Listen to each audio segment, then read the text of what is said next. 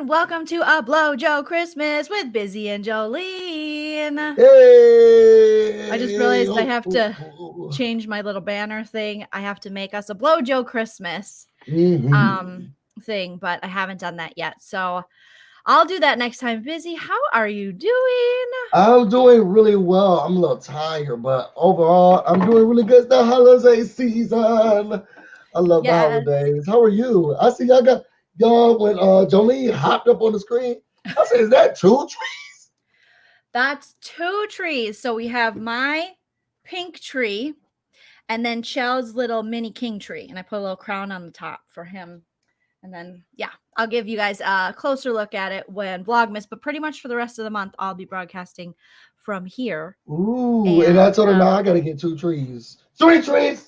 You got to get 2 trees, 3 trees, 4 trees, 5 trees. You can never have enough trees. We have to get a sponsor. Busy. We have to get Treetopia to sponsor us eventually. Oh, let's do it. Have you been on Treetopia before? I have not, and my boyfriend will probably hate me if I did. So I'm gonna say I will, but I'm sure he's gonna right now actively blocking that website from all of our computers. It's so worth it, and it literally has every color tree you can think of. It's just, I mean, there's theme trees, so you can have a tree all year. They have Halloween trees, Valentine's Day. Oh yeah, he is going to hate anything you're saying right now. I wish I could have a tree every month out of the year, or just even for every season, like an Easter tree, Valentine's tree, Memorial Day tree. Me too. I was saying that. So Toni Braxton, she loves Christmas so much that she has a Christmas tree up all year round. Tamar hates it. I love it. And I was just with his family today. You guys will see on today's Vlogmas that we were having like a party, and his sisters, who are just like me, we're like, oh my God, I wish we could have a tree every year, and then we'll start. So then we started thinking of how we can decorate our tree every month. And I was like, oh my God, let's do that. And send Mika the website. What's the website? Treetopia.com. Now, everyone get on Twitter right now and at Treetopia. Take a screen grab of this. I'm posting. We're posing. And say Treetopia. You should just say Treetopia. Joleen and Busy Blue should be your new spokespeople. Oh yes, and we'll put up several trees. Now next time I have to do my behind my tree, so then we'll make sure that it looks a little better. Yes, and so I tried to this year do like a theme with it too, where it was very kitschy, not necessarily, well, kind of kitschy. But I see fuzzy balls. Are those? Yeah, those fuzzy balls, those are my festive strands I got from Trader Joe's. They're like felt.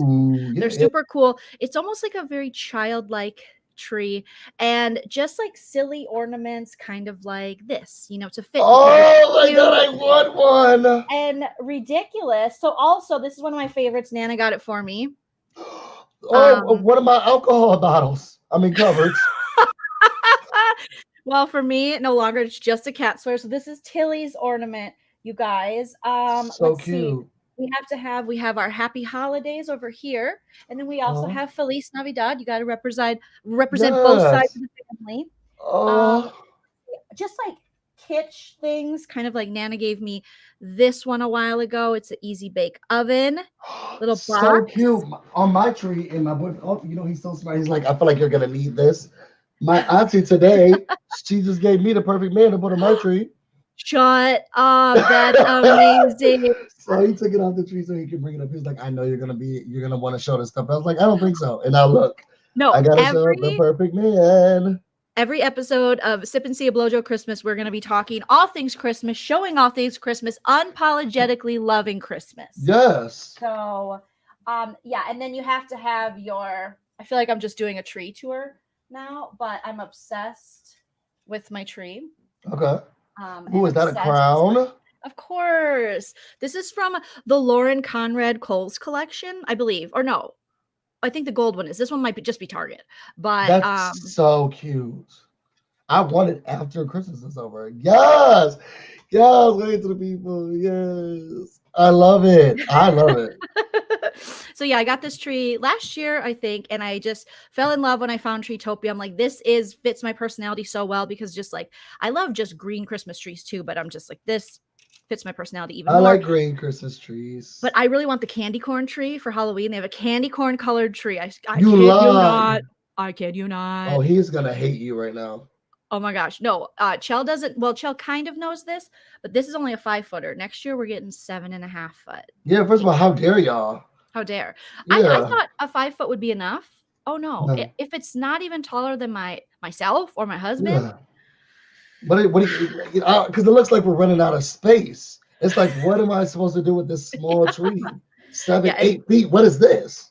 Exactly. And they have a 9-footer. And a lot of these come pre-lit and some of them don't. I feel like I should stop doing this free advertising for Treetopia, but it brings me so much joy. Love it. It brings me so much joy. Pre-lit. I love a pre-lit tree. My problem is this season I wanted to change the lights. And I like to keep my trees. I've always actually had like a fake tree. I never had a real tree because I hear that the tinsels fall off. It's so hard. And, you just put a Christmas tree scent behind it. Okay. So you still get the oak and everything. Yeah. So smart. Yeah. Are those both real? Said, welcome to my dorm room. They're not real. Okay. They're totally fake trees. Yes, this is me and Chell's little casita. That's where all the magic happens. And this is where all the magic happens. Indiana Girl Jules, thank you for the first super chat. You guys, welcome. Sorry, we just kind of jumped into this, but we see you there, and thank you for joining us. Hi, Joleen and Busy. Love the trees. Gift coming soon. Julie, you are so sweet. Oh, thank you. Yes. So everyone's just so wonderful. Make sure you smash that like. Today, we're going to be talking about movies and Christmas and just going crazy busy. I love your hat. We're going to be, the basic premise of this is just celebrating all things Christmas and holiday and geeking out over it. And then me and Busy also realized that we have very different Christmas movies on our favorite list, and a lot of his favorite Christmas movies I had never seen, and a lot of my favorite Christmas movies he had never seen. So every Sunday at 3 Pacific, 6 Eastern, we're going to be gathering to talk about a movie that we watched. So I watched one of Busy's favorites. He watched one of mine. I watched This Christmas. He watched It's a Wonderful Life. So hopefully you guys have seen these movies. If not, spoiler alert. We're going to spoil it. We might like it. We might roast it. We're going to make fun. We're going to have a good time. It's going to be fun. It's going to be fun. So I see you guys. Smash that like. Make sure you sub to me and Busy. Follow us on the social media. Welcome our beloved BloJos. It's a BloJo Christmas. So Busy, how did you want to start? Do you want to start? Should we start with This Christmas? Do you want to start with It's Wonderful Life? You know what? Let's start with It's a Wonderful Life. Okay. Yeehaw, everybody. I got nervous, bro. Okay. Because, when you watch black and white movies like this, I just know I'm not going to see me in the film. And if I do, I'm the help. Yes. Or somebody will really like jiggabooing out. So I was like, okay, let's just really hope that, Al had to really, my bass accent. Okay. Okay. But is he on Treetopia buying you a tree right now? I wish, girl. I wish. Talk about getting something after this. Talk about where the magic happens. Get on Treetopia, take the bait. So I actually really, really, really like the movie. I'm gonna be honest with you.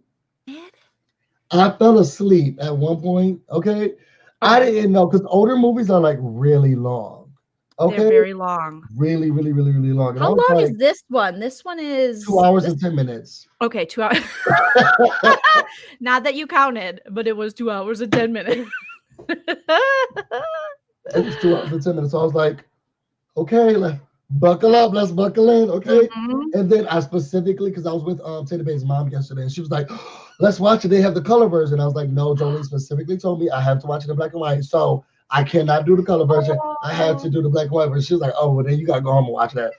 So I feel bad. I should have let you watch it with Taylor Bay's mom. It's okay. We actually now, because now she's excited, and we are gonna start doing like Christmas movies together. So I think on Sunday mornings I'll go over there and then we'll watch Christmas movies, and then in the afternoon we'll do ours. I love your relationship with Taylor Bay's mom. That is I think she likes me so much better. And I love her. So if I was like not with him and she was like into younger people and I was like there, I'll be his daddy. because I love his mom so much. I'll marry her. I love her so much. Speaking of which, my mom has joined the chat. Welcome, Nana. Love Christmas. Love you too. Nana and I, It's Wonderful Life is our favorite movie of all time. Well, we have a handful, but this is one of them. We see it every Christmas. When we are able to be together for Christmas, we go to a theater in Minneapolis that plays it. And they play that? Yes. We also Wow. found a theater in Los Angeles that does it, but we've went a few times, probably like 3 times now, to the one in Minneapolis, and it's an old theater, and you have to get your tickets way ahead of time, and it's always really crowded, obviously, during the pandemic. That's not happening. But we sit there, and it's always me and my mom and Chell, because the rest of the family's over it. I'm sure now that Lucy and Frankie are getting older, probably we'll bring Lucy next time, but we watch it in black and white on the movie screen, and we just sit there and we eat our popcorn, and it's love. So I want to hear all your thoughts on It's a Wonderful Life, Busy. First of all, Nana, I need your light switch. I don't think that there will be any joy that I have more than turning that thing on and off every day. Okay, so one in your laundry room. The one in your laundry room. I need that immediately. I don't know if I want it to be him specifically, but if there are other ones that we can, turn on and off, I would love to turn the light switch on. Okay, so let's go looking for some of those. Yes, that what Busy's referring to. If you watch my Vlogmas, Nana in her laundry room. Her laundry room is basically an ode to everything she loves, musically, entertaining, mostly music, but entertainment wise, and also a random Bill Clinton light switch where he has his pants down, and the flicker is his flicker, which clearly is very fond of. So yes, and Shade Nap, yes, let's all schedule it next year, Minnesota. When we have a vaccine and we're our new normal, let's all go see It's a Wonderful Life. Busy, Tay the Bay, everyone's invited. I'll be there. I will be there. Maybe not, but I'll be there. So I like the movie. When we first started it, I was like, because it's an older film, I forget that, how they used to do films back in the day. So when I just saw the circles and blotches on the screen, I was like, did we mess up somewhere? Like, what's going on? What happened? And then I saw them talking, but I was like, oh, this is cute. Okay. So this is what they had to use and do back in the day. Okay. Because that was their CGI, their special effects. It was 2 angels talking to each other. And I was like, okay. I really did. I liked it. I liked the message. I think what bothered me is how complex of a character he was, because there was something in him wanted to do like what's best for other people, but I wasn't sure if he was doing it because of his ego or if it was because he really felt for others. Like even when, what's the old girl's name? I'm really bad at names. I just watched the movie, but with his wife, when Sam was calling the house, okay, because her mom Sam really Wainwright. Sam Wainwright. Sam was calling the house, and the mama was like, "What y'all doing down there, girl? Sam's calling, girl. Pick up the phone." I love hearing you break this down, Busy. Everything I've ever wanted. Okay. Sam called the girl. He, get the phone. What y'all doing down there? Oh, he came to visit. What he want? What you want? Okay, girl. Tell me what you want. Well, I didn't even know why I was coming over here. I came because you said come. I didn't even know how to work out raggedy gate. Okay, I could leave.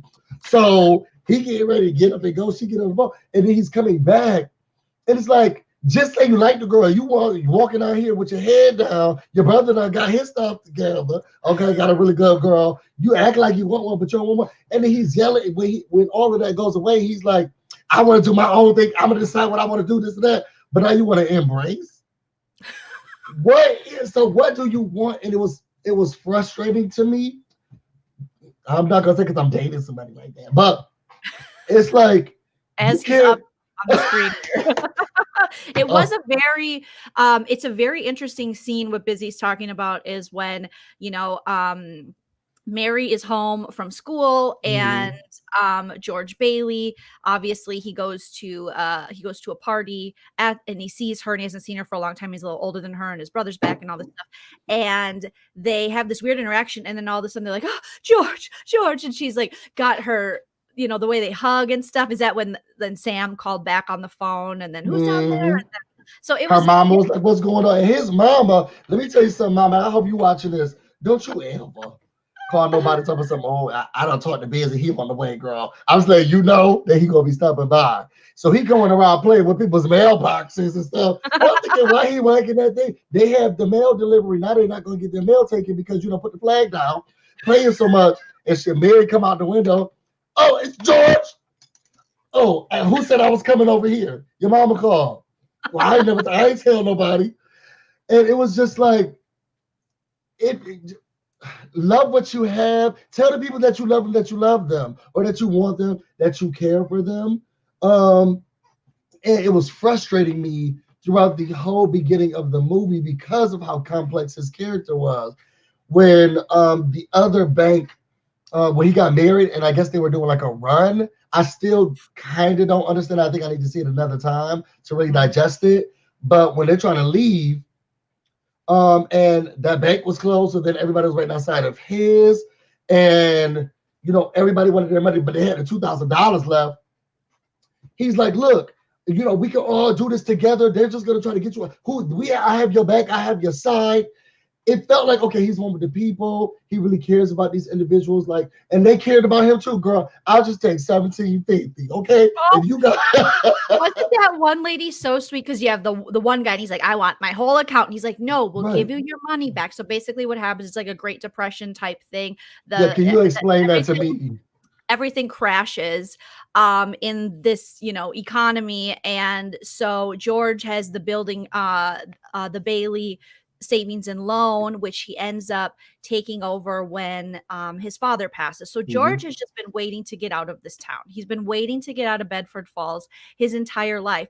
But George is that character where he's always doing what's better for everyone else rather than truly what's better for himself. But since a young age, he's like altruistic, I guess you would describe him as. And ever since a young age, he's had this, he was in the National Geographic Explorer, he had the magazines, and he always like, I'm going to see the world. He would tell a young Mary and a young Violet that he was going to see the world. And yet there was all these obstacles there. And ultimately, I think the message is he always belonged there. That's where he was meant to be, to change the world, to make his mark on the world. And he thought you had to go see this and that and everything in between. But in that community of Bedford Falls, he was everything. And you needed him to fight Mr. Potter, who is the Donald Trump, just guy that's going to put up. He tried his best every time too. Yeah, he's a slumlord. Mr. Potter's just one of those jerks. There's never enough money. He's out for only himself. And George Bailey's very much like his dad, where he feels more, he's pulling away from his calling. It's like when you're just one of those people that is meant to serve and help, and you are someone that people can relate to, and you're almost like not Peter Pan, but the Robin Hood of that community. But he was pulling away from that because every time he was angry about it. He was, because he was very conflicted, because he thought he wanted one thing, not knowing what the movie teaches you is all along he had everything he needed and more. And so that's the beauty of this movie, is that ultimately Clarence the Angel and wishing he had never been born and seeing what that was like. It took too long. Now, Clarence took too long. I didn't like that. Clarence took way too long. Now, I know that the angel's like, okay, girl, now, don't you want to know a little bit about him before you get down there? And it's like, girl, I'll figure it out on the way. Okay. I was like, during the scene where, this is really bad, but I was talking to Theta Bay when it was happening. I was like, girl, is he about to go to commit suicide? Because that's looking like this point right here. Okay. He was. That's where I'll be going. Okay. This is looking like I'm so tired of this mess and I'm ready to jump. Okay. And lo and behold, it happened. I didn't expect the angel to go in. And I was thinking, I know we ain't about to be 30 minutes left in this movie, and finally the angel's here. And I've been watching this movie for an hour and 30 minutes. But you had to hear all the backstory to know how George got to this one place, how he had to save Harry from falling through the ice where he lost, George lost part of his hearing. Yeah. How Harry was always there all along in his life. To understand the community, to understand everything, you had to see I it. did not like how long it took him. I said, he was non-discreet. Everywhere he went, I'm an angel. I got it. I'm that girl. Yes. Hey, why can't I say what I am? That is how I feel about being gay. Don't they believe in it? I mean, don't they seen it before? So why I gotta act like I ain't it? Okay? They believe in angels, yeah, so then why I gotta hide it? Let me say what I need to say so I can get my wings, bro, and shut up. I think it was frustrating to me because I don't know if it's because I don't want to take in some of that stuff, or I don't know if I want to take in some of that stuff, or is it just I didn't want to see myself as, because I was getting very conflicted at one point, and I didn't want to say, oh my God, I feel like that. It was the point where everything was going wrong, and he learned he misplaced all that money. Yes. And he comes home. His wife is all the kids are there. Everybody's excited. The daughter playing, I don't know, whatever whatever the song was. The other boy, I guess he's trying to do some type of book. He asked her how you spell something. One girl got pneumonia, or she upstairs, she's sick. Everybody's everybody's excited to see him, and he just mad. And he come back mad at the world, calling the teacher. That husband don't play, okay? But calling the teacher, like, how dare you let my daughter come home like this? And you stop playing that stupid song. And I don't know how to spell frankincense. Why would I know how to go out like a dictionary? Just yelling at everybody. And then he sees like the it looked like the Golden State Bridge. That's what it looked like. Or it could have been the Golden Gate Bridge. Yeah, the Golden Gate Bridge. Or it could have been something in New York City. I don't know. But he started tearing everything down, punching stuff, throwing stuff. And I was like, I know I've had those days. And then he turns around, he's just like, sorry. Continue play your little song. And he's having a full-on breakdown. And I'm like, I hope I haven't come off like that. And it was hard to see. Because I have had times it's like, everything is frustrating me. Y'all know how busy it is. I feel like I give too much. I give everything. And I put so much on. And this scene made me really sad. Yeah. It made me really sad. It made me really hurt. Then it was like, okay, slippery slope from there. Okay, we're crashing into the tree. Like, it was just like, I can't deal. Okay, I can't deal with it. So then it was just, I think overall, I get the message. I didn't like the length of time it took to get to I didn't like the length of time it took to get to all of it. I also didn't like, let me tell you how the maid girl. I ain't like her coming. I ain't like her coming through. First of all, she got a smart mouth, okay? And you can't be working with me acting like that. And I just didn't like how they had her coming in and out. She was giving me Miami teas, even when she came in to help out, because, you know, all the community came in to give her the money and everything. Oh, hey, this is if I ever get a husband. I mean, it is a very... It was of the time. It was of the time. It was of the time, yeah. But it's, when you watch it now, you're just like... I was cringing. Oh, wow, this was if I ever get a husband. Oh, yeah. If I could ever stop working for you guys, you know. And there's moments too where I don't know if it was George or George's brother, I don't remember now, where somebody kind of pinches her butt or something. So they also sexually harassed her in this movie. So it's definitely it's of a different time. A far different time. Was there symbolism when he goes in to meet Mr. What's the guy's name who wants to everything? Mr. Donald Trump? Mr. Potter. Mr. Potter, was there a thing where he went to go see Mr. Potter, and as he's talking to Mr. Potter, because Mr. Potter's trying to get him, look, you work for me, $40,000 a year, and he shakes his hand, and he's like, oh, yeah. I was like, is this symbolism for how greasy he is? Because, you know, that's a saying, like, oh, you're real sneaky, you real greasy, like you ain't really gonna, hey, D, I'll need nothing from you. And first of all, let me tell you something.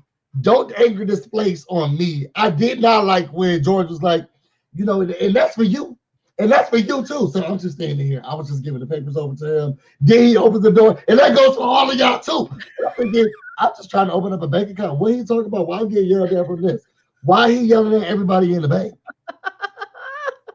But was I that think, symbolism when he was trying to? yeah, I do think it is symbolism. I think that's the moment when these two different worlds meet. You see someone who is it's almost like when the super bank meets and like your local, what are those like, what are those other ones that are easier to get a loan through? They tend to be better to you. Not a union, credit unions. Yes, credit union. It's almost like those two meeting, like the biggest bank in the world and then this small family credit union. So basically, George Bailey's dad, his whole life, had really been there to do what the savings and loan was meant to do, was to help out the community so they can build it and enrich it and things like that. And what Potter was there to do was make money off these people, raise their interest rates. You know, he probably had a variable arm before that was even popular to do, you know? So he was out there with his variable interest rates and trying to screw people over. So I think in that moment when they shook hands, he's like, oh no, it was that physical touch of, no, you're the enemy. And Mr. Potter's like, yes, come in. You know, it's just this very evil moment because he knows that the last true soldier almost for this community is George Bailey. And the people respect him. They respect the Bailey name. And the only they reason do love him. They do. The only reason the building saving or the Bailey building savings and loan stayed afloat was because George took it over after his father. He was the only one that could do it. Harry couldn't do it. His brother, he just didn't have the same relationship with the town, despite George fighting against that. You know, and he was living his life, and I think that it was frustrating to him. You know, he has a wife now. Oh yeah, he's coming back. It's like, wait a second, why you get to go on and do everything you want to do, and I gotta sit here? Yeah. Okay, and be here and do all of this stuff. He got and so it was frustrating. Yeah, I could see why you would be. I was just having a conversation with Bae today. You know what? Maybe I'm suppressing because I was telling him after the movie was that I was like, I mean, it was all right. But I think more than ever now, maybe this is talking through this is therapeutic because maybe I was suppressing the fact that I feel like that sometimes because we were just having a conversation today about how I feel like my siblings get to do what they wanted to do and live life, and I have to sit here and be boxed in to make sure that everything's okay. And how frustrating it is to me and how angry I get, and everybody else just they can go on and live their lives, and how I just did not like it. There was another scene I wanted to bring up that I really liked. After the fight, when he called the teacher, it was like, let me tell you something, how don't you dare send my daughter home like this and that. And then the wife was like, no, George, please. Hello? Oh, George. Oh, yeah. Oh, wait. Hello, who's this? Oh, the husband? Oh, let me tell you what I really think about this man. Okay, then. And when they went down to that bar, okay? Yes. And he got punched. Oh, he's like, what'd you say last name was? Bailey? George Bailey? And then he... because he cussed out. So the daughter did get sick. Susu. Yeah, Susu got sick. He's sitting here lying to her, talking he gonna paste the pedal to the fly back up and put him in his pants. I get it. But when she got sick, he so he got upset with the teacher for sitting at home. Like, we ain't have a lot of money, but whatever we got, but you need to send her back with such and such. And then the husband got on the phone and was like, don't you dare talk to my wife. Like, I don't know what he said on the other screen, but I imagine it was, don't you dare talk to my wife like that. Go down to, such a bar. I'll meet you there. Okay. Or I wish you would. Girl, you got your wish that day. Because he went down to that bar and was like, what's your name? Okay. Punched him clean out in the face. Blood just all dripping, all types of damn. That was like when I got into my first fight. That man got me real good. Okay. Blood dripping all type of down my face. That's how it was with his. And it was so good because all of them was like, what's that man's name? He's never coming in this place again. He's not allowed in this establishment. That's how well liked George is. Yeah. But in that moment, George is projecting all his years of frustration and anger of not being able to leave and feeling like I'm stuck in this shitty town. Even though, in the end, he finds it's not a shitty town. It's a town that needs him. And we all search for in life, like a purpose and to make our mark, I think, and where we fit and what makes sense. And he had that all along. So this is a classic story of not knowing what you have until it's gone, until you're shown. Like Clarence literally had to show George what it would look like had he never been born, because George is on the bridge and Mhm. he's ready to take his own life. He's like, this is it. I'm done. And then Clarence jumps in. So he finally comes down. He jumps in to save George's life. And then we have a whole scene where Clarence has underwear from the 1800s and he's got his Bible and he's, Girl, got it that all thing was wet. on colorful. It had the flurries on it, and I kept saying to Tamar, because the man he was sitting there who saw that he let them both in to get changed. George still, I'm sure he was looking like I can't believe this man done jumped in here and I had to save him like I had to save my brother, like I gotta save everybody else. Sitting down, Good point. and the angel like, oh thank God I had this. I died in this one. There's just no cool, no. I died in this one, and the man just sitting there like, did he just say he died? What's going? And I got to the point where I was telling Teddy Bay, I need him to just leave the room because he gonna mess up the scene if he don't leave the room. And that's when he gets up and was like, let me go outside and watch on the outside because I can't do this anymore. Yeah, he falls over in his chair, I There think, was at too that much moment. going on, and him showing him what life was gonna be like. It wouldn't have helped me. Okay. Really? No, I'm not here. Why am I saying? But the people you love, you have to look at it from the people you love. So had you never been born, That's his why I'm in this brother would have Would died. have died, yes. Mary would have been an old maid. Whoa, horrible. I do a joke Sad. about that because that's ridiculous. The old maid, Mr. Gower, the pharmacist, would have went to jail for poisoning a child because George stopped him from doing that. When he found out that his son had passed away, Mr. Gower was drinking and having, issues, obviously processing that huge loss. And so he would have went to jail, went to prison for My problem poisoning. is though, but the reasons why I'm frustrated and feeling like I need to jump off into this very icy. Now the snow was very serious. Okay, the snow was serious. Okay, hey Joe. The snow Everyone was says, "Hey, very, Joe." very, very, very serious. But the reason why I'm feeling like that is because of the stress of taking on, making sure that everybody else is okay. Showing me the fact that everybody, okay, well, thank God. Okay, thank God she became a maid. Thank God he poisoned that child. I wouldn't have to say no because this is getting just more and more frustrating. And I don't get me seeing how everybody else's life would have been in turmoil is going to help me feel better about staying here because I'm the reason. They're the reason why I'm stressed. I mean, I guess, yeah. And I've never looked at it that way. I've always looked at it that I would see my mom. Remember when he shows up at his mom and she has, the boarding house or whatever. And she's like, George, I never heard of him. And then she's like, Billy's a drunkity, whatever. So everyone's life was so much worse without George Bailey in it. That to me always signaled that would make me feel like I had purpose and I had a responsibility and that I had the almost like I guess pleasure or privilege of being so important to so many people in making sure that they had the best life that they could. And while doing that, my life is wonderful because of it, because all these people love me. These are the people who've stressed me. This is why I need you walking around with me, not being discreet. Every time I tell you, can you please stop saying you're an angel and get your wings to talk about it? This is the reason why I'm stressed. I'm stressed because of all these people.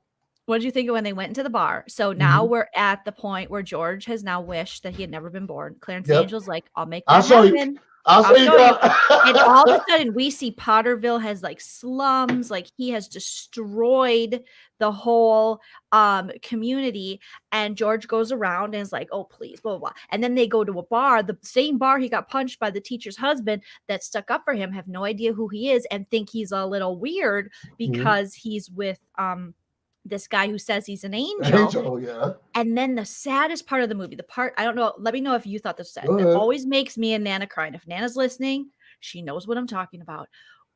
When they're in this bar and Mr. Gower comes in, and Mr. Gower is now not the Mr. Gower we know to be, who when George grew up, bought him the suitcase so he could go travel the world after all he's done, because he would always walk into the shop, hot dog, and flip the little, I wish I had $1 million, hot dog. And so now we see Mr. Gower, and he is a disheveled, clearly very stricken with like alcoholism and just sad and a mess and drunk. And they treat him like the town joke and spray him with water. And I'm like tearing up thinking, so silly. But to see this man who just needed someone to help him in that moment and understand, to see him be just shamed and, you know, bullied and sprayed water. Me and Nana, every time we freaking start That did not crying. make me emotional. It did not. It just did.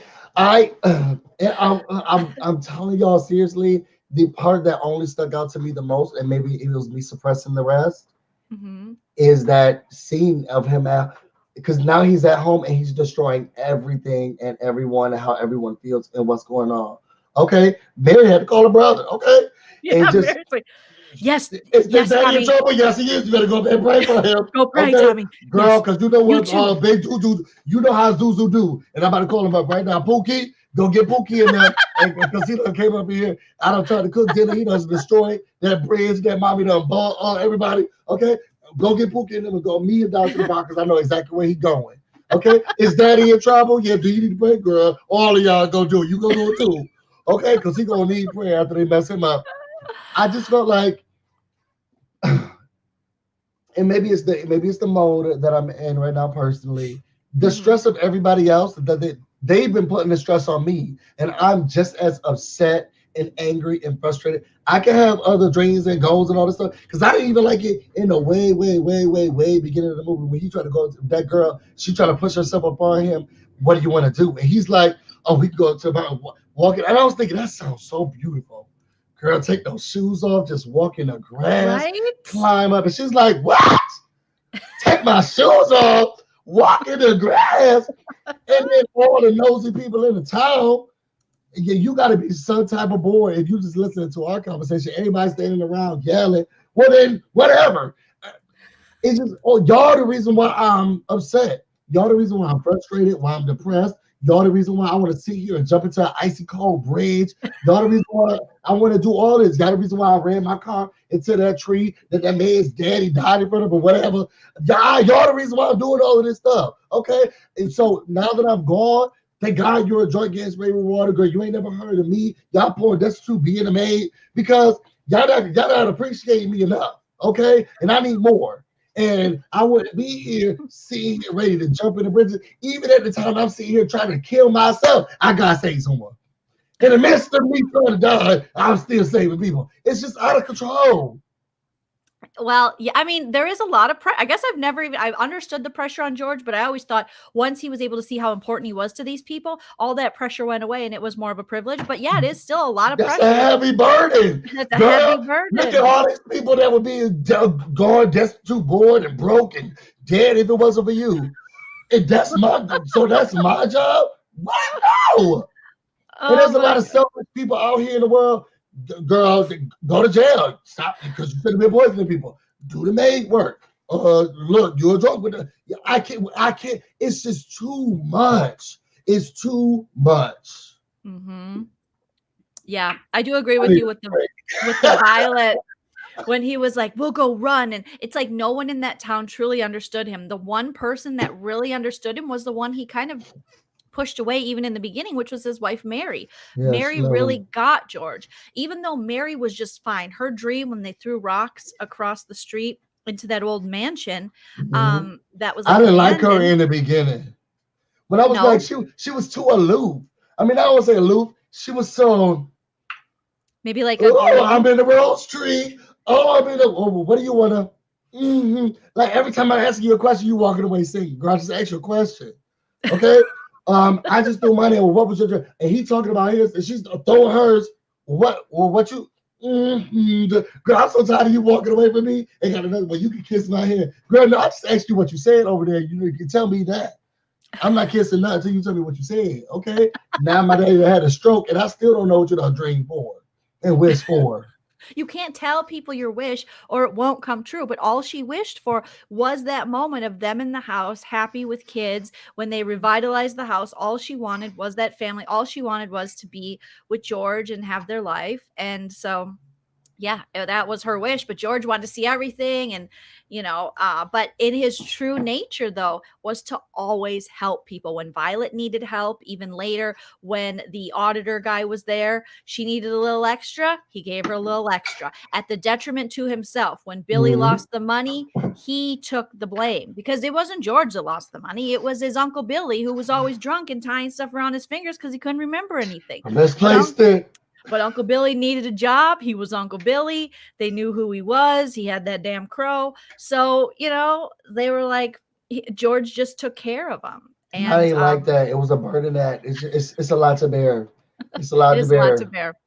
It is a lot to bear. The other reason why I'm committing suicide, showing me them living destitute. Thank God. Thank God. Okay. But they'll learn to appreciate it. Do you think by the end though, when everyone shows up for him, so he's like, I miss my kids, and then all of a sudden he's like, Bert, at first like, Bert, don't you know me? And then he's like, my mouth's bleeding, Bert, my mouth's bleeding, which means he's back in present day. He is alive, and he's like, Zuzu's pedals, my mouth's bleeding, Bert, and then he runs. I love you, Bedford Falls. Like, he's finally able to appreciate this. Look at Busy, this little town, and then he gets home, and all those people show up for him in his time of need and give more than they could ever expect. Don't you think in that moment he was like, this is what it's all about? Because as I think Ray Della said earlier, no man is poor who has friends, or no, I forget the exact quote from the movie, but it's a beautiful quote. If you're rich and friends, to be everyone, if you're rich and friends, what? Then you're not poor if you're rich and friends. Girl, it's enough for me. I just feel like at the end of the day, I think what I haven't given my, because I have to see myself in the movie and understanding that, reflecting from my standpoint. I ain't never seen a time where I've been broke and destitute and the girls came out in drones. Okay? Everybody like, well, what you about to do, Busy? But wouldn't you like that? I would. But you know what the other alternative is? Jumping in late, and I hope nobody jump in first, okay? Because now I gotta go to save you, and now we going through this whole thing. I can't take it in because I ain't never seen nobody come in the drones and say, "Oh, we got you, girl. We all about to give you all the money you left behind." No. The movie was cute. The message was cute. I think I'm suppressing, and I'm just feeling like. The movie ended for me when he ran into that tree, okay? And I was like, good girl, good ending, okay? You had a couple of cocktails. You ran into the tree. This is what we done. No, we got to wait for the last 15 minutes, not an angel come. I really was upset about that part. Is that where he's coming? I know that should have known. I really ain't like that. It was enough for me. I ain't like that. But Jamie B says, I love my friends, but they don't accept friends for my truck payment. No, sure don't. Okay. Yo, I got 30 friends. So can I use this? No, you cannot, sir. And I just overall I can see where the movie was going. I can see how people would love it, how beautiful it was. I did love, first of all, Mary's so beautiful. Who's this actress? Donna Reed. She had her own show. She was so beautiful. Donna Reed is just amazing. So just gorgeous. Every time I put her on screen, I was like, oh, she's so beautiful. She had the heart of gold, and she kind of leveled him out because he was erratic at times. His emotions got the most of him. Adult ADHD. If it was present time, George Bell would probably be diagnosed adult ADHD. I only know because I have adult ADHD. He was all over the place. I told you, I feel connected to him. And after the crash, I was like, oh, I'm out. I don't know if that's just the part that I am in my life right now, but I was like, oh no, give me a couple drinks. He crashed the car. I'm out. This is the end, and I don't want to see the rest. Okay, but we still had to go through the rest of the movie, and I love Mary. She's so beautiful. She's so sweet. She's so gorgeous. I understand the message and what they're trying to give. I didn't like the length. Okay, too long. Somebody said that movie was so long, I always fall asleep. I didn't like the length. I didn't like, but everything else I was okay with. Is this the lady from The Wizard of Oz? This one? I don't see where your mouse is. Where's your mouse? Which lady? All the way over to the right? All the way over to the right. But right next to the one with the right. The girl with the gray hair or the brown hair? Yes, the gray hair. Which lady from The Wizard of Oz do you think that is? Oh, I thought she was the aunt. Oh, you know what? We're gonna need Nana to pull up some. We'll do some trivia, you guys. Is anyone in this picture in The Wizard of Oz? Let us know. Okay. Ooh, no, Nana busy. says Okay. no, busy. But Auntie M. But Nana says no, and Nana It's knows. not Auntie M. Okay. But it looks a lot like Auntie M. It looks. That's what I thought it was, Auntie M. Yeah. I think the only person right now still alive in this picture, I think Zuzu might still be alive. I think they said. I was looking at the Wikipedia for this, and if I'm correct here, let's just look. It's a Wonderful Life. So 1946. And the crazy thing about this movie is that when it hit the theaters, it was a box office, like, did not do well. It was a flop. And it wasn't until years later when it aired on television that it became this phenomenon, not like a cult, I guess could be considered a cult classic. Cult classic, yeah. Where now it became a staple, much as, Home Alone, National Lampoon's Christmas Vacation, Miracle on 34th Street, things like that for old school. But here is Zuzu Bailey. So she was born in 1940. She's 80 years old, this beauty right here. So this little girl is now 80 years old and she's still alive. And as far as I know, can you base this back together? I mean, she's so cute and grew up to be just a doll, obviously. I'm sure did a plethora of work besides It's a Wonderful Life. Did child stars were doing it well like that? I think Nana had told me that she was in other things.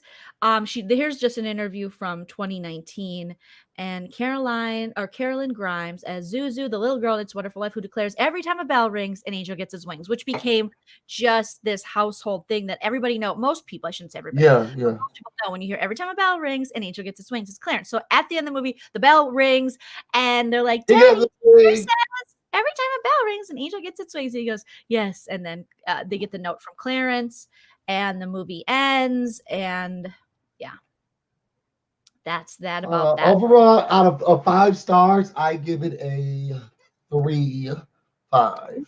Okay, 3.5. So that's not bad. We're looking at what's a 3.5 on a grading scale? Is that like a B-? I'll say a C+. C+. The length. And it was the length for me, and it was the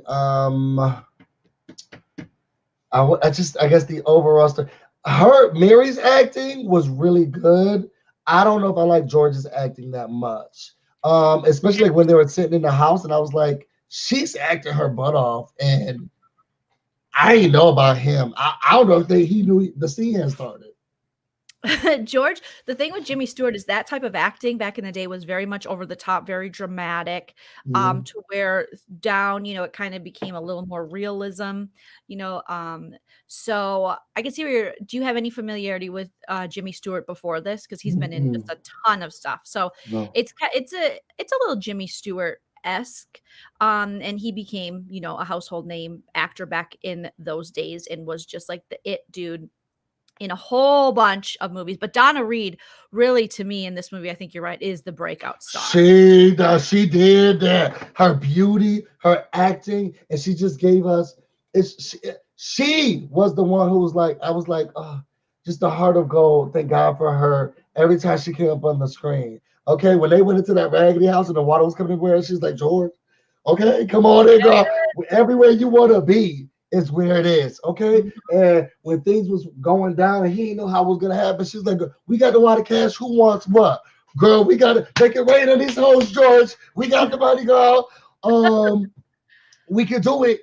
And it's just everything about her was like the saving grace. Even if he didn't feel like they say it's a 10. It's a 10. Or if we're going on a 10 scale, it would be a 7. Okay. Yeah, but I don't know if it's not a 10. I wonder if you rewatch with Tay the Bay's mom in color, and just also I think it depends, maybe seeing her reaction because she clearly has seen the movie before, and It's one of those things. I think this is a movie that grows on you. I think the first time you Yeah, see I it, think I need to see it again. I'm a also lot going to through a process. mild depression, so Okay. I don't know. I don't know if this is saying if it was speaking too much of my soul, and I was like I don't, nope, not for me. I don't want to deal with it right now. So I'm definitely gonna watch it again. It takes Busy at least 2 or 3 times to really, because I watched the Potomac the episodes 2 or 3 times before You I'm do. like, yeah, until I'm like, okay, now I'm good. But that's 2 hours and 10 minutes of a game. It's long, but the more you watch it, the more you appreciate those little moments. And like a lot of people said, the more you watch it, the more you can take little naps during it. And then you're like, oh, this is my favorite part. And you watch it and then you fall back asleep. It's just one of those. It's like, to me, It's Wonderful Life has become like a Christmas blanket. It's just warm and cozy. And I love it. Somebody write that down. And I know it's the time of year, and I know I'm exactly where I'm meant to be. So, and it also does make me appreciate life and myself and the people around me. Do you like how I said life and myself? Yes. And the people It makes me love me even more. me. And it's a heavy burden. It's a heavy burden. It's a heavy burden. It's so interesting to watch a movie from 1946 now in the 2020 and see just whoa. I remember picking up on the fact that George is listing, or Clarence is listing all these horrible things that are happened to his loved ones after he passed away, and which inspired me to write a joke about it, because he's like, Mr. Gower, the pharmacist, went to prison because you weren't there to save him and stop him from poisoning the kid, and your brother Harry fell through the ice and drowned because you weren't there to save him. And he's like, the worst thing in the world Clarence doesn't want to tell him is what happens to Mary. And George's like, you have to tell me. And he's like, I can't. It's so bad. And I'm like, what could be bad than child murder, prison, your brother dying?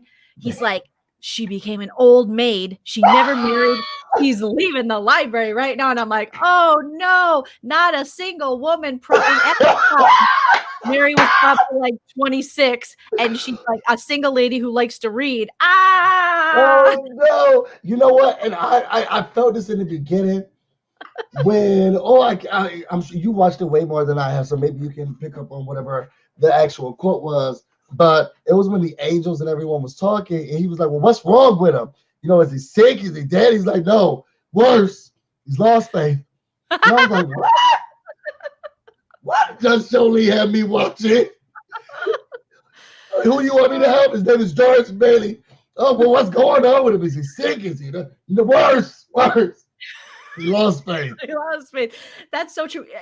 I would say the 2 breakout stars in this movie, Clarence the Angel and Mary, because Clarence is his childlike naivety, yet his, overwhelming faith that he will be able to get these wings, and he'll be able to show him the light even when he doubts it at times, and just his silly spirit.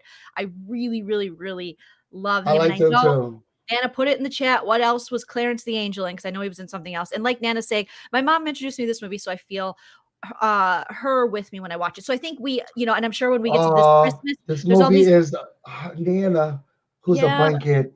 It's all these emotions we attach with a lot of Christmas movies, how they made us feel, who we were with, who introduced us to it, when it came out, all kinds of things. So so that was that movie. Thank you so much for making me watch it. I am gonna have to watch it again. And I will say and be honest that every time I told someone I was watching it, everyone was excited. They're like, "Oh my God, Joleen, has you watching that? Oh my God, I love it. It's the perfect time of year." So you were definitely spot on. I don't think that the movie was bad. I think that it was too reflective of my life, and I decided not to like it as much as I could. So I'm definitely gonna watch it again because I know that my friend, she wants to watch it again. And I think me and his mom will watch it in color. I think that's a great idea.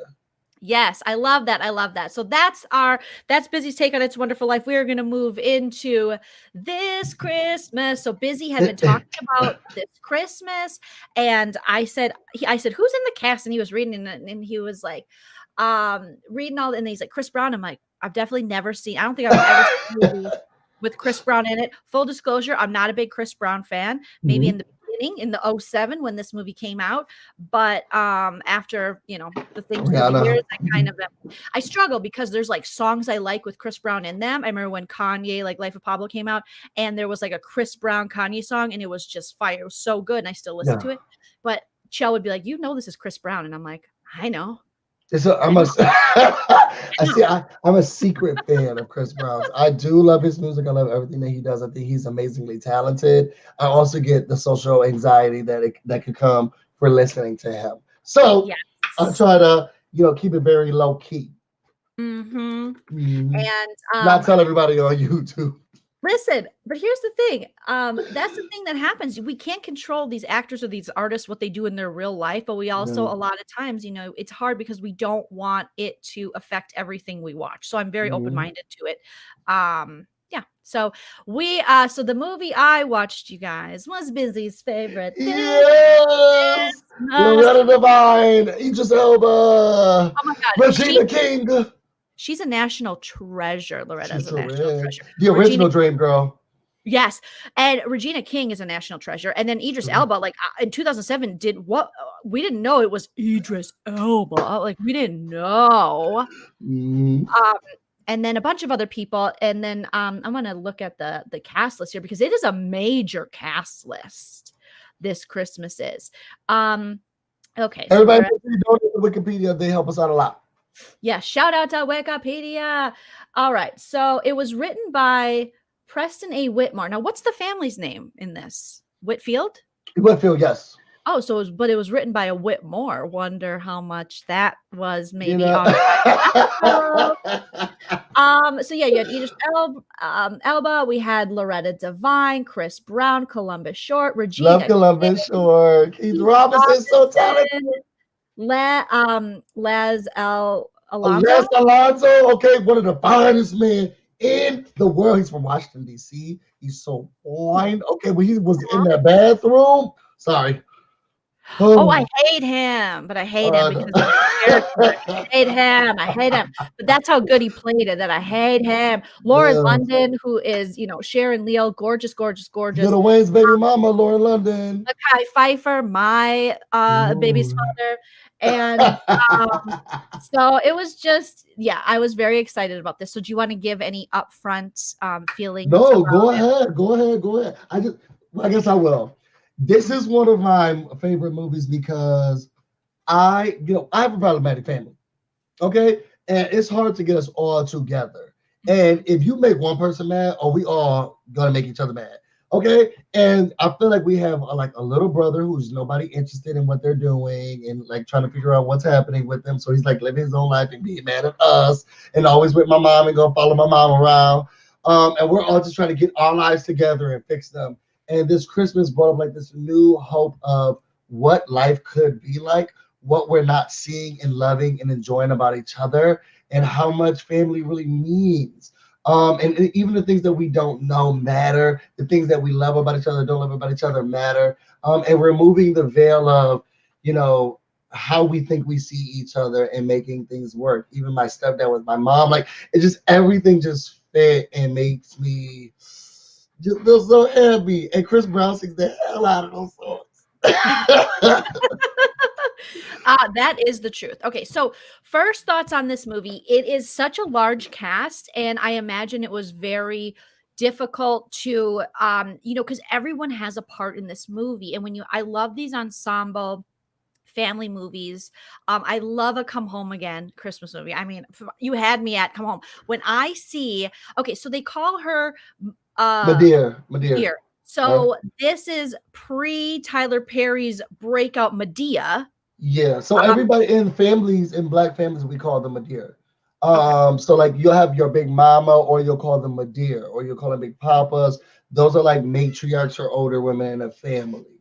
And Medea was just a play off of Medea, but we've always called our families Medea. So interesting for me to learn because I didn't know that. So I'm like, why aren't they calling her mom, but to call her Medea? I find that to be just adorable. I love that name. But then I thought, Medea. And then I looked at the time frame. I'm like, this is pre-Medea. So you're saying that's a play off Medea. And so learning something new every day because I had no idea. But I just thought, we all have nicknames and stuff. Like people are like, why do you call your mom Nana? She's your mom. She's not your Nana. I'm like, but since we had the littles, niece and nephew, we call her Nana because it just makes it easier, and we call my dad Papa, and some people call their dad Daddy. I don't know. I think it's weird when you're older and you call your dad Daddy. Because they developed like this weird thing for like couples like Daddy, and you're like, no, I never. I call my mom Mommy. I You still do? do call my. I call my mom mommy. I still call my mom mommy. That's sweet. I don't. I call her Nana, and she's my bestie. But okay, so right off the bat, I love it. I love the actors who are in the movie. I'm a little confused at first because Joe's there, and I'm like, well, where's okay, so Joe's not their dad, or maybe because they're calling her Madeir because they didn't understand the Madeir reference. I'm like, maybe they're just, I don't know how this family dynamic. He's the stepdad. Yes, but they're not married. Mm-mm. Chris Brown is there. He gets a camera, and I'm like, oh, Chris Brown's gonna have a camera. Chris Brown also has very large pants, but this is 2007. So the t-shirt to the knees and the pants, because I was like, this is a different look, but this is 2007 look. It makes sense. The time when everyone was having like the big belts around their waists and things. Oh, I should pull out a photo because I dress just like Chris Brown. Nothing fit me. Nothing fit me. See, while you explain it, I'm gonna get a photo. But that's what was in style. And even Tay the Bay is saying, I didn't know about the Madeir thing until family reunion. Really? So, oh, you know what? I can believe that. Coco Nicole says it means mother dear. So I love that. I want to start calling Nana Madeir. Now, I'm not going to do it. So Joe shows up and Chris Brown gets the camera and then he's going shopping, and it appears as though we are going to get a family coming back to this great big LA house. One thing that stood out to me in this movie is it takes place in Los Angeles, and I don't see a lot of Christmas movies that take place in Los Angeles. They're always small towns or somewhere else, or you're leaving New York, Los Angeles to go to a smaller town. So I thought that was cool since I, live in Los Angeles. I mean, not this moment, but did for years. And so is that you busy? It is. You see how huge those pants are? Oh my goodness. Look at you.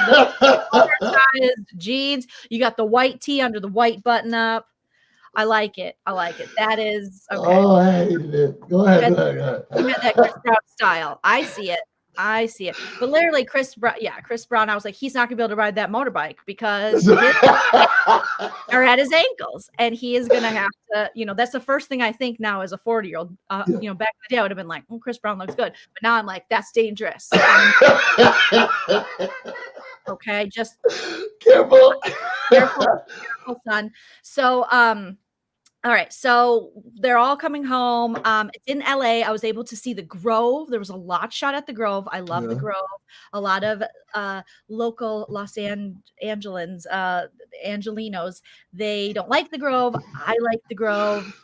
It's magical at Christmas. So the first thing we see Madeir. She's at the Grove, and she's just so excited. And she's just a mom who's going to get her family back. Her family together. So she reminded me a lot of Nana, just how the excitement Nana. So they're prepping. Chris Brown's going to get groceries on a crotch rocket with a backpack. That did not make sense to me. I was like, how much groceries is he going to get? One little boy. He's the youngest. Yeah, he's called Baby. And him and Joe have a moment, and he gets the camera from Joe, and Madeir, always the mom, is like, no, we agree that wasn't going to be what happened. And so Joe's expensive. Let it be. So slowly the family starts trickling in. Regina King is the only one on time. She cooks. She's the only one that hasn't went to college. Interesting about this movie too, I'm just going to point things out as I remember them because I didn't take notes because I wanted this to be an organic conversation between us. Right. As we always do. But she crashed an Escalade, and now she is the spokesperson for Escalade. So Regina, I didn't know that she was the spokesperson for Escalade. She ain't crashing now. She's let it go. Okay, we just let it go. I loved it. And rightfully so. Like, I was so happy when that happened. So Regina's there. She brings her husband. We're seeing early on that it's trouble in paradise. They got 2 kids. He's on the phone with some trick in another city. On the phone all the time. All the time. The phone would not leave a sign. All the time. And I hated it because that sneaky way that's happened to me before. I'm like, who are you talking to? Oh, nobody. And the phones, it was 2007. So I don't know I don't know if they were talking on iPods or what, but some of these phones looked really weird. But then I remember phones in 2007 were weird. You had the Blackberries. Yeah. What are they called? The sidekicks. Yeah, it was a sidekick or whatever. So it looks like Regina King, her husband, is got some plans with another lady who's not Alonzo. And she needs a couple $100,000. I'm like, girl, what do you do? What does he do? I did not understand how they knew each other. how does she have all this money? Are they embezzling? Are they Erica Jane now from the Real Housewives of Beverly Hills? I didn't know, but I hated him. I hated him. I was like, oh, I hate him. I still hate him. I'm gonna hate him my whole life. That's really, even when he got out that tub. Yeah, I don't care. If you're a cheater, you can have all the abs in the world, but you have a dirty cheater on your wife and your kids. I was so excited. Listen, it wasn't enough what she did. She put that baby oil on the wrong part because she was like, yeah, honey. Or what you say? Oh, yeah.